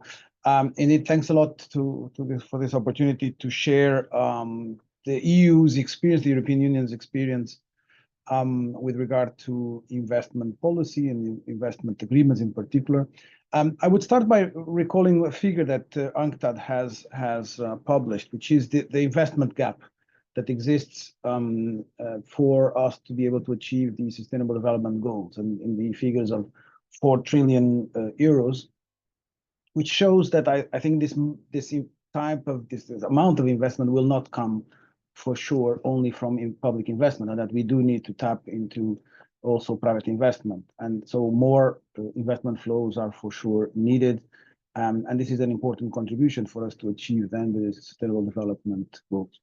We have in the European Union an approach today towards investment treaty making that has undergone significant changes from the past. We have been at the forefront of reforming the international investment protection regime and in setting what we think is the right balance between the interest of offering foreign investors some protection against foreign governments' serious misconducts and to be able to get some compensation when that is due. But at the same time, protecting investors cannot be something that prevents governments from exercising their legitimate and justified right to regulate in the public interest. And indeed, since 2015 in particular, we have reformed investment protection standards in our agreements, including modern provisions, such as on the right to regulate, to achieve legitimate public policy objectives, on the standard of fair and equitable treatment by listing the main elements in a closed list, on indirect expropriation, on prohibiting treaty shopping, clarifying relevant definitions to ensure that, for example, mailbox companies are excluded from the scope of investment protection, and by reforming dispute settlement and introducing an investment court system which steps up the independence of the arbitrator. And we have been integrating this in our agreements, the ones that we have negotiated and have signed with Canada, with Singapore, with Vietnam, and more recently with Chile. And a number of these provisions that we have developed with our partners precisely have been taken up in UNCTAD's IIA Reform Accelerator as treaty examples, and I think this is a useful tool. But I think one of the points that I would like to underline, and this was mentioned also before, is indeed this issue of coherence.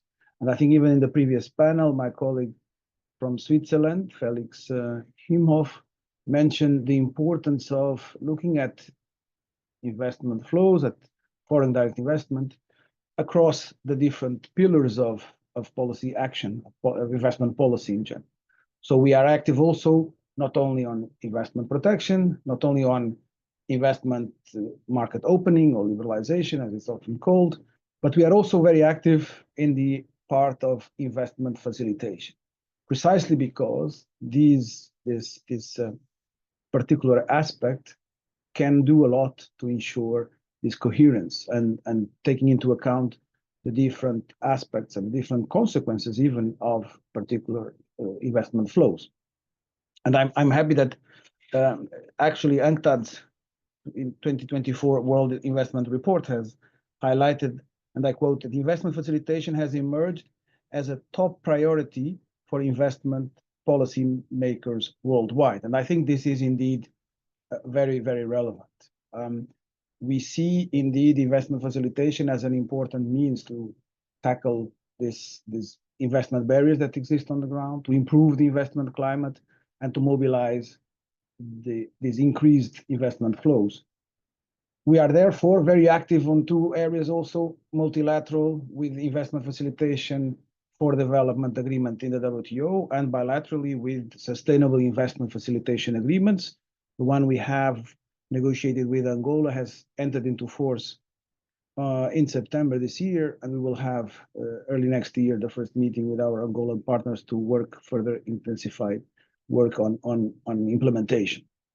But it is very important that indeed this investment facilitation is looked at with the important instrument that an agreement like the one in the WTO to ensure that there is this whole of government approach to investment, and that we ensure that investment promotion authorities are not sort of the only entity in government that look at and foreign direct investment, but that there is indeed this link with other parts of the government, with environment, with labor, with skills development, with education, with infrastructure, and that this is all seen by the host countries in a coherent manner. And I do think that an agreement like the one that the WTO is hoping to integrate into its rule book, that it does so expeditiously, because this is an opportunity for countries to reinforce their investment facilitation efforts by providing also a forum for in particular developing countries and least developed countries to receive the necessary technical assistance and capacity building, and to do so in a coherent manner. We are very active also in doing this by, including through UNCTAD, supporting the development of needs assessments for developing countries, precisely to see where they need some further work and some further assistance regarding this approach to investment facilitation in particular. And we are very happy to continue to work with our partners in this. And I do have to admit that I find it difficult to understand why such an agreement like the WTO IFD agreement would take so long to incorporate in the WTO rule book, because it would indeed offer this structural framework for technical assistance capacity building and for this whole of government approach to FDI in particular, ensuring that there is this sustainable development mainstreamed into investment decisions in particular. Let me just finally make a remark also to following the intervention by Anna Jubin-Brett from UNCITRAL, that indeed we have also been, the European Union has also been the forefront of the support of working group 3 in particular. So we very much look at that strand of work, and that strand of work also is something very important for us. Thank you. Thank you very much. Very helpful. And I want to ensure we have time to come back around. And in addition to policy coherence, one of the things I'd be looking forward to hearing a bit more about is about regional integration and how that's working in the EU. So I'm pinning that for when we come back around. But let me gratefully take up this exact point on policy coherence and the integration of investment, both facilitation and governance in the context of broader economic objectives. I think that's a perfect segue to His Excellency, Dr. Mohamed Kada, the Assistant Secretary General for what we know as COMESA, the Common Market for Eastern and Southern Africa, which of course has a much broader mandate than investment governance, of which investment governance is a piece. So His Excellency, if you can speak to us about the work of COMESA in this regard. We can't hear you. If you can just make sure you're unmuted. Yeah. Thank you. Thank you very much. Very pleased to join you and enjoying the discussion. I would like to express, of course, at the beginning, our heartfelt gratitude to UNCTAD for the invitation to participate in this panel discussion. To give you an idea about COMESA and the landscape in COMESA, and of course, as you said, COMESA is a regional economic community. It's about trade, investment, it's about all kinds of issues and activities related to a typical community, including health, education, political affairs, peace and security, and so on and so forth. But our focus here today is investment, of course. And I would like to start by providing a quick glimpse of the investment policy regime in COMESA. International investment agreements, which include both bilateral investment treaties and treaties with investment provisions, have been used by COMESA member states for over 40 years. These agreements play an important role in attracting foreign direct investment and promoting economic development. Though not the only factor determining investment inflows, previous studies by international organizations have found that international investment agreements can influence companies' decisions on where to invest. More so because they enhance locations' attractiveness by improving investment protection, transparency, stability, and predictability. As of 2024, COMESA member states have concluded 445 bilateral investment treaties and 46 treaties with investment provisions, representing 15% of international investment agreements universe, composed of over 3,000 international investment agreements. Of the concluded bilateral investment treaties, 270 are currently in force, 175 have been signed, but not yet in force, while 40 bilateral investment treaties have been terminated. In addition, 38 bilateral investment treaties have been concluded between COMESA member states, among COMESA member states. In total, there are 131 intra-African international investment agreements to which at least one COMESA member state is a party. Many of these treaties are old-generation international investment agreements. Having been signed before 2012, they feature broad provisions and include few exceptions or safeguards, while lacking sustainable development and right to regulate provisions that emerged in the last 10 years or so. In addition, all treaties were designed with clear bias towards investors, which led to a major challenge to governments by increasing the number of investor-state disputes. Regarding those disputes, 100 treaty-based international investor-state dispute settlement cases were initiated against COMESA member states. Most of these cases were initiated under agreements signed in the 90s of the last century or earlier. Of these cases, the 100 cases, only 30% were decided in favor of member states, and many of them end with astronomical awards. In its totality, the current investment regulatory architecture has failed to attract sustainable investment due to its narrow approach that gives priority to investment protection and dispute settlement over proactive promotion, facilitation, and sustainable development provisions.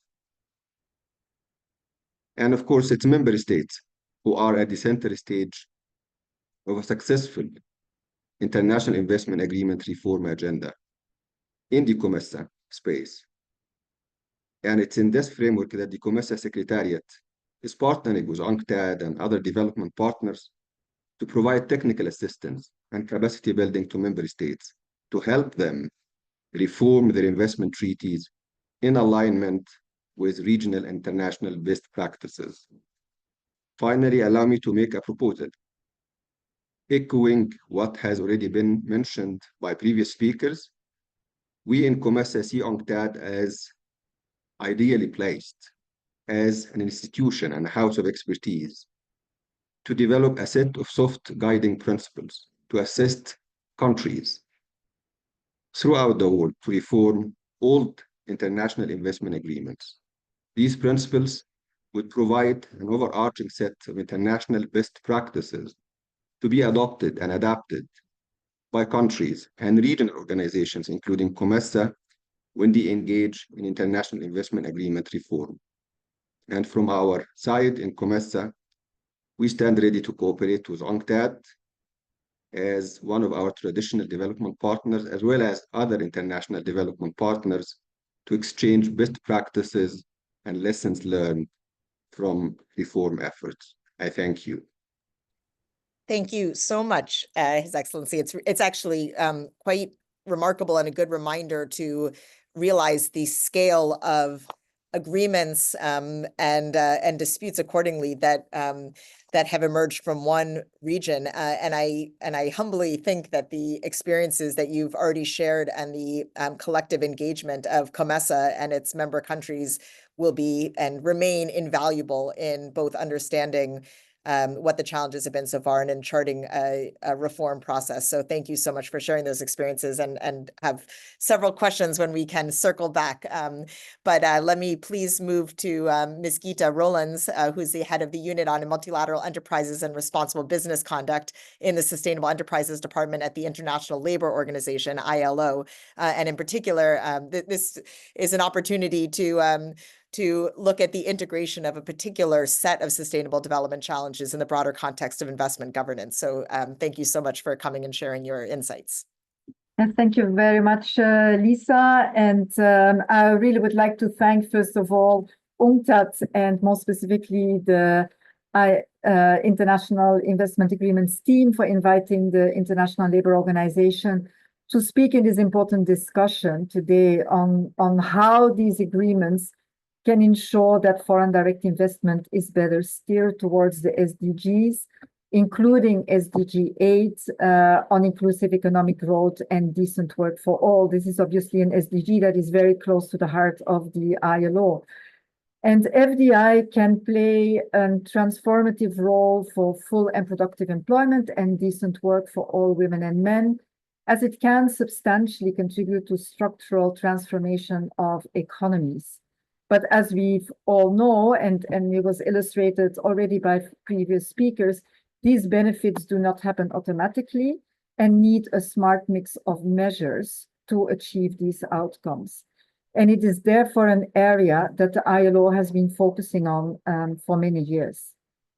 The main ILO policy instrument on this topic of foreign direct investment and sustainable development and decent work is the Tripartite Declaration of Principles Concerning Multinational Enterprises and Social Policy, the M&E Declaration in short, which was an instrument adopted first in 1977, so quite a long time ago, but updated various times. And the last time it was updated was in 2017, following precisely the adoption of the Sustainable Development Goals, the Paris Climate Agreement, and the Addis Ababa Financing for Development Action Agenda. The M&E Declaration contains recommendations in various policy, social policy areas, and the recommendations are addressed to governments, social partners, and multinational enterprises, with the aim of stimulating the positive contribution that multinational enterprises can make to socio-economic development and decent work for all, and also mitigate and resolve their potential adverse impacts. The recommendations of this declaration are all derived from international labor standards and include measures that governments need to take to put in place a conducive legal framework and a positive, and a policy environment that at the one hand protects workers' rights in line with international commitments that they have taken by being a member of the ILO and by ratifying ILO conventions. And on the other hand, how the policy framework should stimulate inclusive employment opportunities, including through linkages between multinational enterprises and national enterprises, skills upgrading, knowledge and technology transfer. It also includes specific recommendations for home and host countries of multinational enterprises to promote good social practices among their companies, and a commitment to engage in consultations with each other whenever the need arises. The M&E Declaration is also the only instrument to promote responsible business conduct. I mean, the ILO only instrument to promote responsible business conduct, as it contains specific expectations regarding the behavior of multinational enterprises in host countries. Now, the link to international investment agreements is clearly that these agreements hold the potential to further the aim and the principles of the M&E Declaration by echoing what is actually in that declaration, because it will reconfirm that the overall objective of cross-border investment is to advance sustainable development, decent work, and inclusive economic growth. It is therefore encouraging that the new generation of international investment agreements frequently emphasize the importance of achieving the SDGs, including SDG 8 on decent work. And as already was mentioned by many other speakers, of course, more is needed to mainstream sustainable development in these agreements, thus creating a level playing field and a common commitment among all countries on the need to closer align foreign direct investment with the SDGs. And sharing experiences of how this is done in practice and the positive impacts this would generate is, of course, very important in this regard. And UNCTAD is playing an important role in stimulating these exchanges for greater impact through this conference, but also the World Investment Forum. And I really would like to thank UNCTAD again for also associating us with many of these discussions. So let me just give a few examples of how the new generation international investment agreements incorporate labor-related provisions. In bilateral investment agreements, we can find different references, including the non-lowering of labor standards as a means to attract investment, which is already an important commitment, but also commitments between the parties of upholding international labor standards, or promoting cooperation on labor issues, promoting corporate social responsibility, responsible business conduct among foreign investors, and in some cases incorporating dispute resolution mechanisms related to labor issues. And already the EU representative mentioned already the EU-Angola Sustainable Investment Facilitation Agreement. That one actually takes a far more comprehensive approach to labor rights protection, because in its Article 30, it obligates the parties to respect, promote, and effectively implement throughout its territory, including in export processing zones and other special economic zones, the internationally recognized core labor standards as defined in the fundamental ILO conventions, and effectively implement further ILO conventions that the member states of the EU and Angola have respectively ratified. So it's bringing together those two policy areas by highlighting the international commitments that both member states, or in the case of the EU, the member states of the EU have taken when it comes to the ILO conventions. And in addition, the Article 36 of that agreement mandates the establishment of effective labor inspection systems and requires parties to consider ILO information, especially from the ILO supervisory mechanism, during consultations on labor matters. And let me just allow two more examples, and that is specifically was mentioned already by other speakers as well. The Protocol on Investment to the Africa Continental Free Trade Agreement. In its Chapter 5, it explicitly requires investors to comply with ILO standards and domestic labor law, refrain from using child and forced labor, eliminate employment discrimination, respect the rights of indigenous peoples, and promote gender equality and inclusiveness, among other responsibilities. So this is in a regional agreement, investment protocol of the to the Africa Continental Free Trade Agreement. And the last one I would like to highlight is, it was mentioned as well, the Investment Facilitation for Development Agreement within the WTO. That includes an article on responsible business conduct that reference internationally recognized principles, standards, and guidelines on responsible business conduct, including, and here we have the specific international instruments on responsible business conduct, namely the UN Guiding Principles on Business and Human Rights, the ILO M&E Declaration, and the OECD Guidelines for Multinational Enterprises, and the related due diligence guidance that has been issued by the OECD.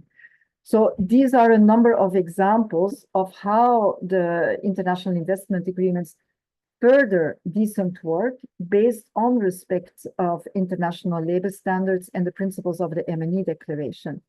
So it's an important element when we talk about these different, this policy coherence between, at the one hand, what is happening in the investment space, and on the other hand, what is the commitments that the same countries are making within the ILO by ratifying and effectively implementing international labor standards and promoting, as I said, responsible business conduct based on the M&E Declaration. So I will keep it for there, and then maybe I hope we have the time for the second question in this panel. Thank you. Thank you so much. And I will ensure we do, because I do have questions, but that's incredibly helpful. And I particularly appreciate the highlighting of specific examples, because with so many treaties with different innovations in this respect, it's very helpful to be to have our attention called to some of the innovative mechanisms to integrate labor considerations and agreements. So thank you so much for that. Finally, but I would say not least, but at the forefront of helping us think through reform of investment governance, Ms. Anna Novick, who is the head of the investment division at the OECD, the Organization for Economic Cooperation and Development. Anna, let me immediately turn it to you to please describe the efforts of OECD. Okay, thanks a lot, Lisa. And I want to thank, of course, UNCTAD, Hamed, and Nan for organizing this important event, but also, like, I'm very happy to see a lot of familiar faces and names around this webinar. You know that I want to, in a way, before kind of a specific saying what OECD is doing, I want to make it a little more clear what are the practices and the challenges of mainstreaming the sustainable development. Because I think that it's clear that the OECD, UNCTAD, government intervention that they have done in the first session, but also some of the intervention right now, there is a growing interest in mainstreaming sustainable development consideration. And I want to say that we observe two kind of approaches, and sometimes these two approaches are combined. One is focused on do not harm, and the others are more focused on do good, okay? I think there are also a mix of these do not harm and do good. But let's go a little understanding, for example, what we have observed. We see effort in the do not harm. We see effort to preserve government policy space in a special regime for example, special regime for policy for specific sectors as public health or public welfare, or to try to preserve policy space through general provision, like right to regulate that have been mentioned in a previous intervention, and also exception clauses that also was mentioned by Egypt. I would also put under the do not harm category certain actions to address a specific provision that have been used a lot in this kind of dispute settlement, like MFN, fair and equitable treatment, indirect expropriation. Governments are also terminating or renegotiating treaties because they are seeing them as outdated or harmful, including to climate or regulate policy spaces. We could also mention here in the do not harm discussions where you exclude some kind of investor-state dispute settlement and focus only on state and state dispute settlement, or limit the scope of the investor-state dispute settlement. Under the do good approaches, we have observed, and then there are many examples in the session, particularly in the first session, this particular interest, but also now Gita just mentioned about including more labor, environment, RBC provision. In the past, if a few agreements address these sustainability areas, but today it is hard to find kind of new agreements without sustainability provision. We see new waves of agreement, like investment facilitation and sustainability presented just by Jorge, other specific provisions, also free trade agreements that include a specific chapter on SME and gender, and of course, investment is part of this free trade agreement. Furthermore, states are also negotiating new agreements, usually focus on one or more sustainability areas, such as decarbonization. These new agreements also address investment-related issues and could be inspired to complement traditional investment agreement. Now I want to focus a little because this, in a way, how is the mix between investment treaty and other policies? This is what we are discussing here. And I want to address a little what are the challenges. And I want to highlight three important challenges.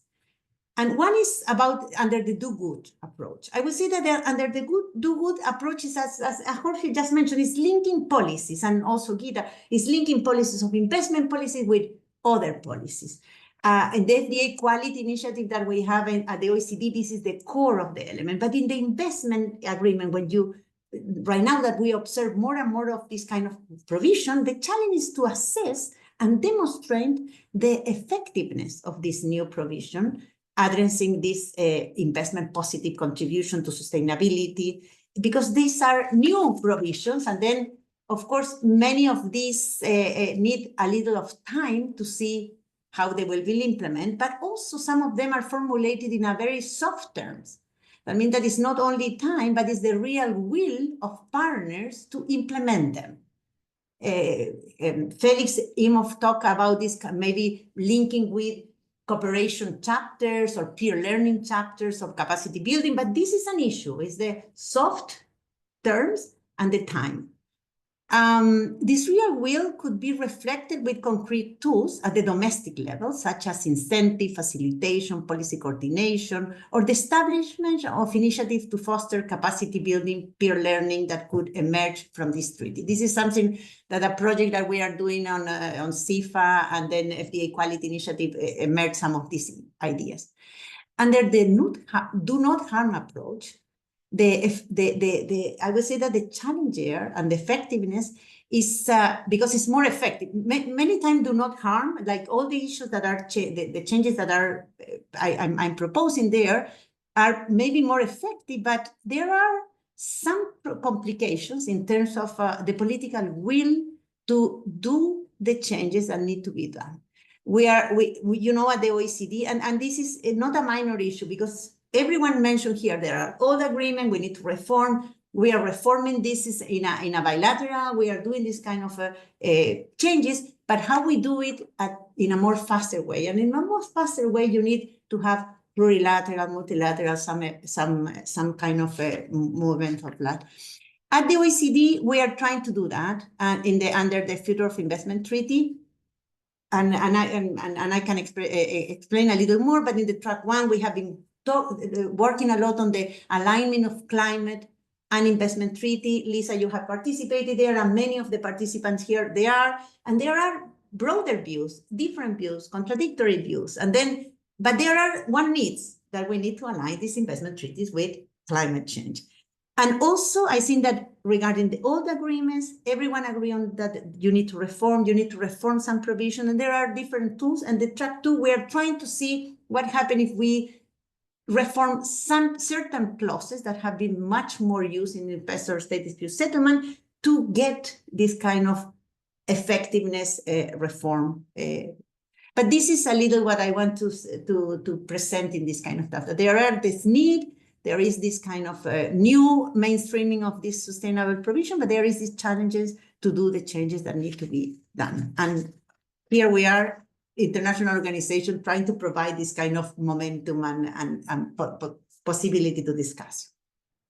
Thank you so much. Your last line stole what I was just going to say, which is how grateful many of us are for the platforms that that you as international organizations, UNCTAD and OECD, have provided for that very productive and constructive discussion and debate about the best way to approach what are a shared understanding of some of the challenges, but many different ideas, as you noted, about appropriate ways forward and the opportunities to discuss with colleagues from around the world on your platforms have been extraordinarily valuable. Let me now, we have a bit more time to come back with questions, which is great because I'm brimming with them, but I'll also remind those who are watching that there's a Q&A function if you want to enter in some of your questions, and I will encourage our panelists to keep an eye on that, as I do too, to see if you can answer some of those questions as well, and hopefully they'll be we'll take all of these questions on board even after and find ways to continue the discussion. But let me maybe first come back to Mr. Vitorino. I mentioned that I was curious if you can speak a bit about the process within the EU of replacing old generation bilateral investment treaties of EU member states with or consolidating these treaties in into treaty relations with the single EU, and what role that process can and has played in mainstreaming some of these approaches to integrating sustainable development. And I might also just call out to you a specific question that you may have seen in the Q&A about a specific question about the EU-Angola investment facilitation agreement and its coherence with some of the obligations under the WTO. So whether in the context of your answer or otherwise, it would be great to have your thoughts on that as well. Sure, thank you. But let me also using the opportunity to just touch on one of the things that was also mentioned, that indeed sometimes we see in investment agreements in particular different degrees of provisions, and some of them are, one would argue, more binding than others. Some of them just sort of point at the importance that the parties attach to work together on particular issues. And I think, I mean, one important thing that we should keep in mind, I think, is that indeed only even the best agreement is only as good as you implement it. And I think that is also an important aspect that we have to take into account, is that indeed these agreements are an instrument to work together on particular issues. But indeed, as it was also mentioned by, I think, Gitta Rolands, in the agreement that we have with Angola, we do go very far in terms of working together on particular issues, strong commitments also of not lowering labor environmental standards in order to attract investment, for example. And this is something that we attach also a lot of importance. We are working with Angola now and precisely on the implementation of the agreement, including through support to UNCTAD to develop and modernize the single window for investors that Angola intends also to do and to modernize. So UNCTAD will be supporting Angola on that. The Angola agreement, or the agreement between the EU and Angola, is indeed fully compatible with WTO rules. I mean, there's no question about that. Actually, we see it even as an agreement with Angola that can help Angola then even fulfill the commitments that Angola would take, because Angola participates in IFD agreement in WTO. So it's a way to help Angola also get ready for that. It's two in one, if you want. By helping Angola to implement the agreement that they have with us, we are also helping them to implement and to implement the agreement in the WTO. And I do think that it's still beyond understanding and why this agreement hasn't been yet incorporated in the WTO, because it is clear also in the agreement itself that parties, WTO members that don't participate in this agreement, their rights and obligations under the WTO agreements are not changed. So hopefully the WTO membership will soon see the importance of getting this agreement incorporated. In terms of the work that we do in the EU, and you mentioned the negotiations we do for EU agreements that would replace indeed the old BITs that some of our member states would have, not all, but that our member states have with the same partner. This is indeed part of the work that we do, and in particular with a strong focus precisely on this comprehensive reform of protection standards and the dispute settlement system in order to ensure that states, the parties, regulatory powers are not compromised, including in areas of environment, in climate policy. And we have done quite a number of these agreements with Canada, with Singapore, with Vietnam, more recently with Chile. And these agreements, because of the competences that they cover, they require EU member states to ratify those. And that is a process that depends on national parliaments, in some cases regional parliaments. So it takes a bit longer because it's not in our hands how long the national parliaments will take to ratify those agreements. But once they do, then the agreements will enter into force, and they will indeed replace those BITs, those bilateral investment treaties that our member states will have. And they will do that in a process that will very much also help precisely this mainstreaming of sustainable development, because we have been making sure that these EU agreements incorporate this modern approach to investment protection and dispute settlement that we have developed. So things like the right to regulate in the public interest, it becomes explicitly guaranteed, including for environmental purposes. We also clarify that the governments remain free to change their laws in the future. That there is an explicit non-stabilization clause that we have in our agreements. So references, I mean, I heard before Mr. Surya Deva mentioning that investors should not have the right to profits and the guarantee to profits. Indeed, we make clear that this is not the case. We make clear that a breach fair and equitable treatment obligation is limited to a closed list of fundamental elements like the denial of justice. The obvious mistreatments that could be resulted in breaching it are the denial of justice, the breach of due process, the manifest arbitrariness, the targeted discrimination, the abusive treatment. So all these are things that a normal administration will also not necessarily have to do if they want to pursue sustainable development. And so one and the other are not investment protection in these terms, and sustainable development is not incompatible. And also like commitments on indirect expropriation, that it does not cover measures designed to protect legitimate public policy objectives in the area of climate, for example. So we do this in a process. It's taking some time, but it is a process that we are very much committed to, and which is producing results, tangible results, as often is mentioned when we discuss the specific provisions that EU agreements have. Thank you. Thank you so much. Incredibly interesting and helpful to hear. Let me turn to Dr. Kada for another similar regional integration process. The COMESA Secretariat and its member states, as I understand, are engaging a process to reform the COMESA Common Investment Agreement. Would love to hear what triggered this reform process, what its objectives are, and how it's going. And also, if you could help us understand its alignment with or how it relates to the African Continental Free Trade Area and the development and implementation of the investment protocol. Thank you very much. Well, it will be my pleasure, of course, to share some insights about the work we're doing in partnership with UNCTAD to review our COMESA investment agreement. We have this agreement. It was adopted in 2007 and undertook some revision in 2017, but unfortunately was not adequately embraced by member states in terms of domestication and ratification.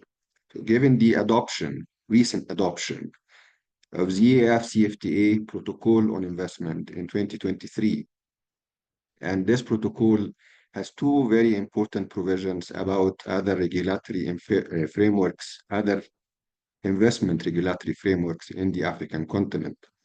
One is requiring regional economic communities in the African continent, including COMESA, to align their regulatory frameworks with the continental one within 10 years. And the other one is terminating bilateral investment agreements between African countries within 5 years from entry into force. In light of these provisions and the overall framework of the investment protocol in the AFCFTA, it has become incumbent on COMESA to align its agreement with the African continental one. I mean, specifically the protocol. It is also important we know that our framework be updated to reflect regional and international best practices. So this is also taken into consideration in the revision process. We've partnered with UNCTAD earlier this year, 2023, to revise our agreement. The aim of the review process, as I indicated, is to ensure that our agreement is aligned with the EFCFTA protocol on investment and regional international best practices, in particular, to shed some specific lights on the draft new agreement and its main aims and objectives. It aims at safeguarding the right to regulate, to ensure sustainable investment and development, to promote and facilitate investment, and to ensure responsible investment in the COMESA region. The new agreement also has provisions on related topics to the discussions that we've been having today, such as business ethics, corporate social responsibility, marginalized groups, and environmental and social protection. It also includes carefully crafted provisions on dispute prevention, dispute resolution, and monetary damages. Additionally, the agreement, or the new draft agreement, explicitly includes provisions for promoting and facilitating renewable energy investments. Having spoken about this revision process, I should acknowledge and I'd like to express our gratitude in COMESA for UNCTAD, and specifically to Mr. Hamid Al-Qadi and Mr. Vincent for the great help and support they have been providing to us. I would also like to greet you and all the panelists, and including Anna, who I've met recently, and wish you all the best of luck. I hope I was of help in terms of answering your question. Very much. Incredibly helpful to have this history and this perspective, and look forward to continuing to learn more from you and to working with you. Geeta, if I can come back to you and relate back to a point that Anna made about how the approaches to integrating sustainable development in investment treaties can take two forms: a do no harm form and a contribute positively to achieving sustainable development. And wonder, in light of the different approaches that you highlighted before, if you can comment on those two different approaches and how they can be integrated. And then also, as an organization of member states, how you're supporting your member states on national policy coherence and how they integrate with this international investment regime.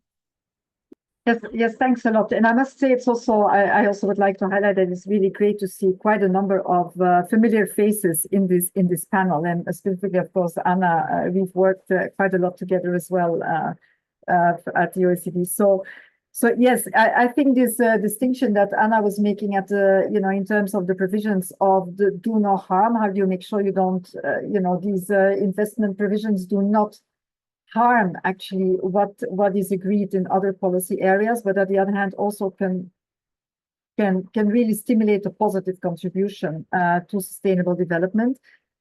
And so from the examples that I actually cited, just in my previous discussion, you could see on the do no harm, you have at the one hand clearly commitments between the parties to uphold international labor standards, and especially the fundamental principles and rights at work, plus the conventions that the parties, the member states, have ratified within the ILO as part of their membership to the ILO, and how they also will not lower any of these labor standards, including in export processing zones or other special economic zones, including the application also, I would say, of domestic labor laws to foreign investors.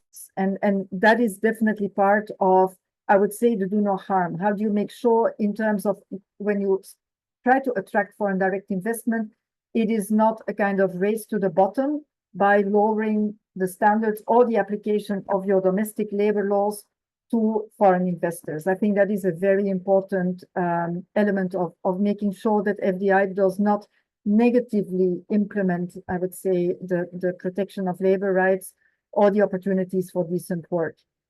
When we look at the other elements of how to actually positively contribute, then we can see that preserving the policy space and the right to regulate for sustainable development and decent work is clearly a very important component, because it allows the governments to continue to take measures that to further strengthen the protection of workers' rights and also reduce social inequalities within their countries. It was mentioned previously as well. I mean, we live in a world with growing social inequalities, so we need to be really careful and make also sure that foreign direct investment actually contributes to reducing these social inequalities.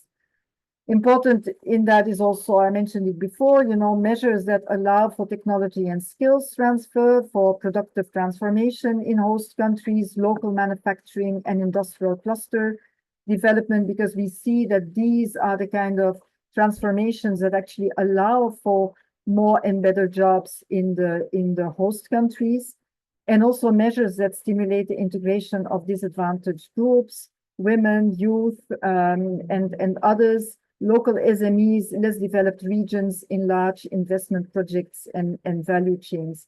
And I would say finally, a very important component is also the collaboration between the parties to the agreement on local capacity building, and I would say especially when it concerns least developed countries, because in the end, the FDI is there also to really help them in upgrading, in becoming part of the broader economic system, and create better opportunities for jobs. So as ILO, you know, our mandate is obviously not investment as such. We don't have, you know, the whole rules-based investment. That is definitely not with us. But it was mentioned before, the importance of the policy coherence at the national level. And we actually have been working a lot with our, what we call the constituents, the tripartite constituents in our member states, so the ministries of labor, employers' organizations, and the trade unions, to be more actively involved in negotiations when it comes to investment treaties, investment attraction into their country, to make a stronger link to national decent work priorities. And there are a number of good examples. We don't have the time to go into this, but how we are working also with investment promotion agencies in the countries. Of course, that is still, I mean, investment promotion agencies are part of the bigger, I would say, the ecosystem on investment within a country. But we see that there is a lot of interest from these investment promotion agencies on how they can also contribute to national development priorities and specifically creating more and better jobs. And we have a partnership on that with WIPA, with UNCTAD, of course, in relation to that. And also we try to work more and more on stimulating these exchanges between the home and the host countries when it comes to multinational enterprises. Of course, it is not the same as when you work in a kind of dispute settlement mechanism, a formal one that you can have under these, of course, the international investment agreements, but it does allow for exchanges between home and host countries, and I would say specifically home countries that put specific expectations on the behavior of their multinationals in host countries, and we see this now more and more. I would say no one has mentioned this actually within this conversation, but the due diligence legislations are also going to have an impact on investment decisions, most likely by multinational enterprises, as it is also related to risk management from their side. But so what we also try to do is really have these kind of exchanges between the home and host countries of multinational enterprises and see how they can really contribute much better to decent work in the countries where they have the investments. It's a different kind of approach. It goes more into these partnerships. It goes more into participation of the different actors to make foreign direct investment work for inclusive economic growth and decent work. But it's an important element in this much broader discussion, I think, on making investment work for the Sustainable Development Goals. Thank you. Absolutely. Thank you so much. Your remarks and those of some of the other panelists have just emphasized both the centrality, but also the challenge of policy coherence across a number of different development objectives, but also the processes that are supporting states to implement those policy objectives. So incredibly helpful to hear.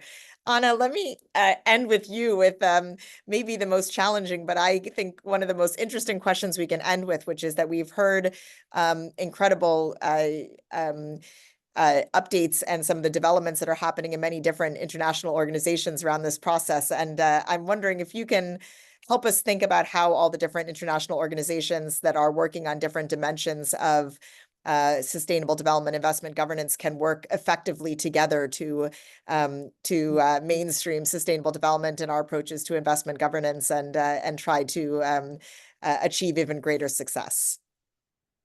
Okay, look, there are, thanks for the question, Lisa. There are kind of different international organizations that are leading with this kind of stuff, ILO and WTO, but I want to focus on three that are more focused on this investment treaty and mainstreaming the sustainability, but also the reform, that are UNCTAD, OECD, and UNCITRAL.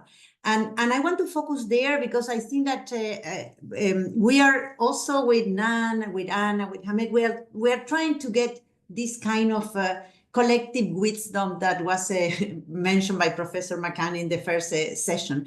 We are, the three of us, organization with members, that we involve members in PITES, we do that, but we have different angles, mandate, and approaches, but with the same objective: help governments to mainstream sustainability and to do the reform that they want to do in a more effective way. I would say that we have two ways of doing that. One is providing platform for dialogues like the one that we are living today, but with UNCTAD, and we appreciate that. And also, I would say that the OECD, we have our treaty conference, but we launched in 2021 this future of investment, exactly for the reason that Nan at the beginning of this session mentioned, that the treaties, the world had changed, and then we need to also help these treaties to respond to the change of the time. That means that the future of treaty, when was launched, was with this kind of angle, and that means that climate change and treaties, this was angle that we focus on the track one, but also reform the bulk of existing treaty, because this is track two. But also has this kind of platform of dialogue, because even though that they have the mandate to negotiate investor-state dispute settlement, they always do side events and things to create this kind of dialogue and understanding. There are different ways of doing this kind of dialogue. For example, many times the track one, for example, involve academics, NGOs, business. Sometimes it's only government. The track two is more only government. There are different ways to doing dialogue, but dialogue is an important issue. And the other is providing opportunity, real opportunity of reforms.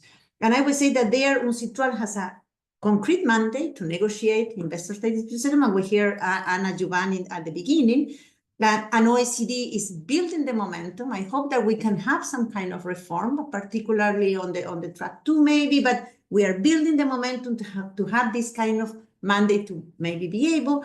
UNCTAD has a lot of work on reform. Mohamed from COMESA just mentioned in a way that they advise, UNCTAD advise on reform of treaties, also try.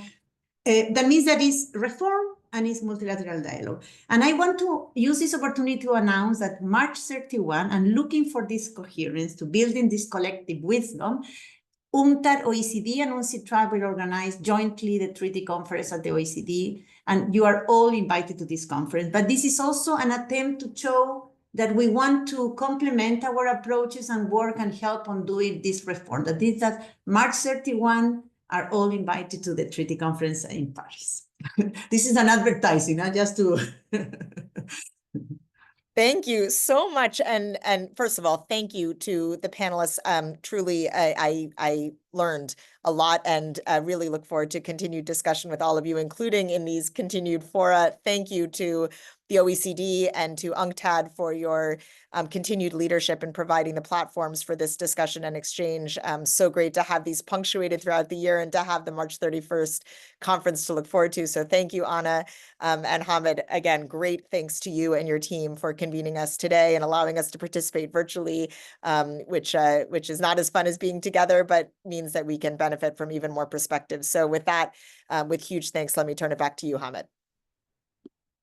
Thank you very much, Lisa.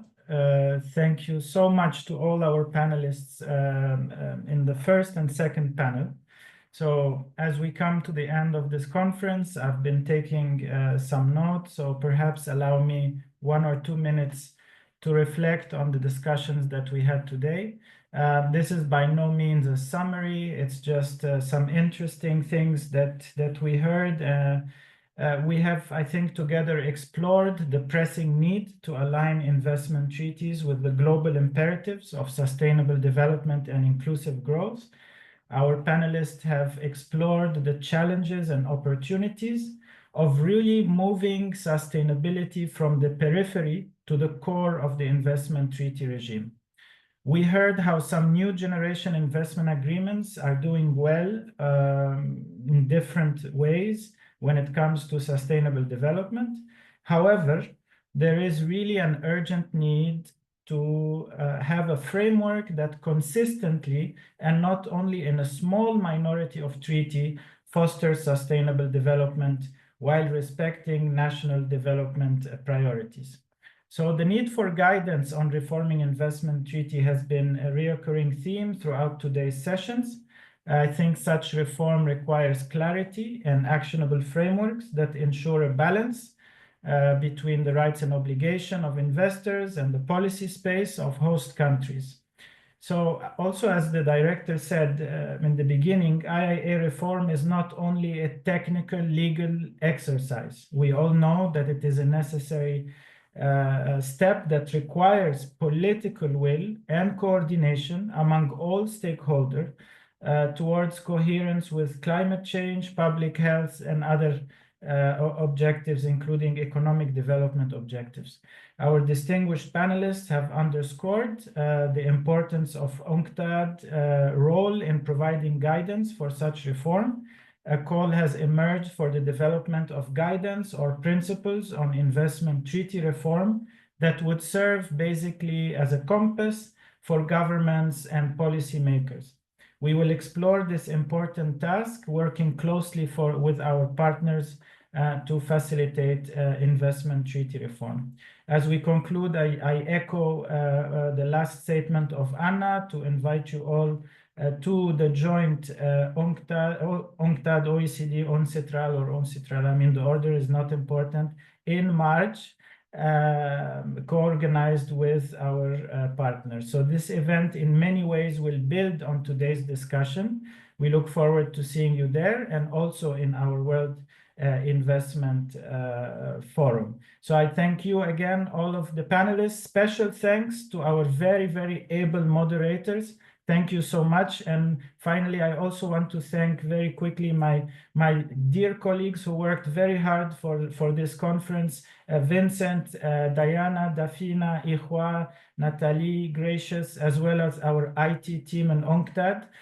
Thank you all very, very much. Have a good day or good evening, wherever you are. Thank you.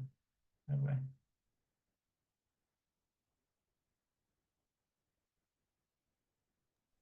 Bye.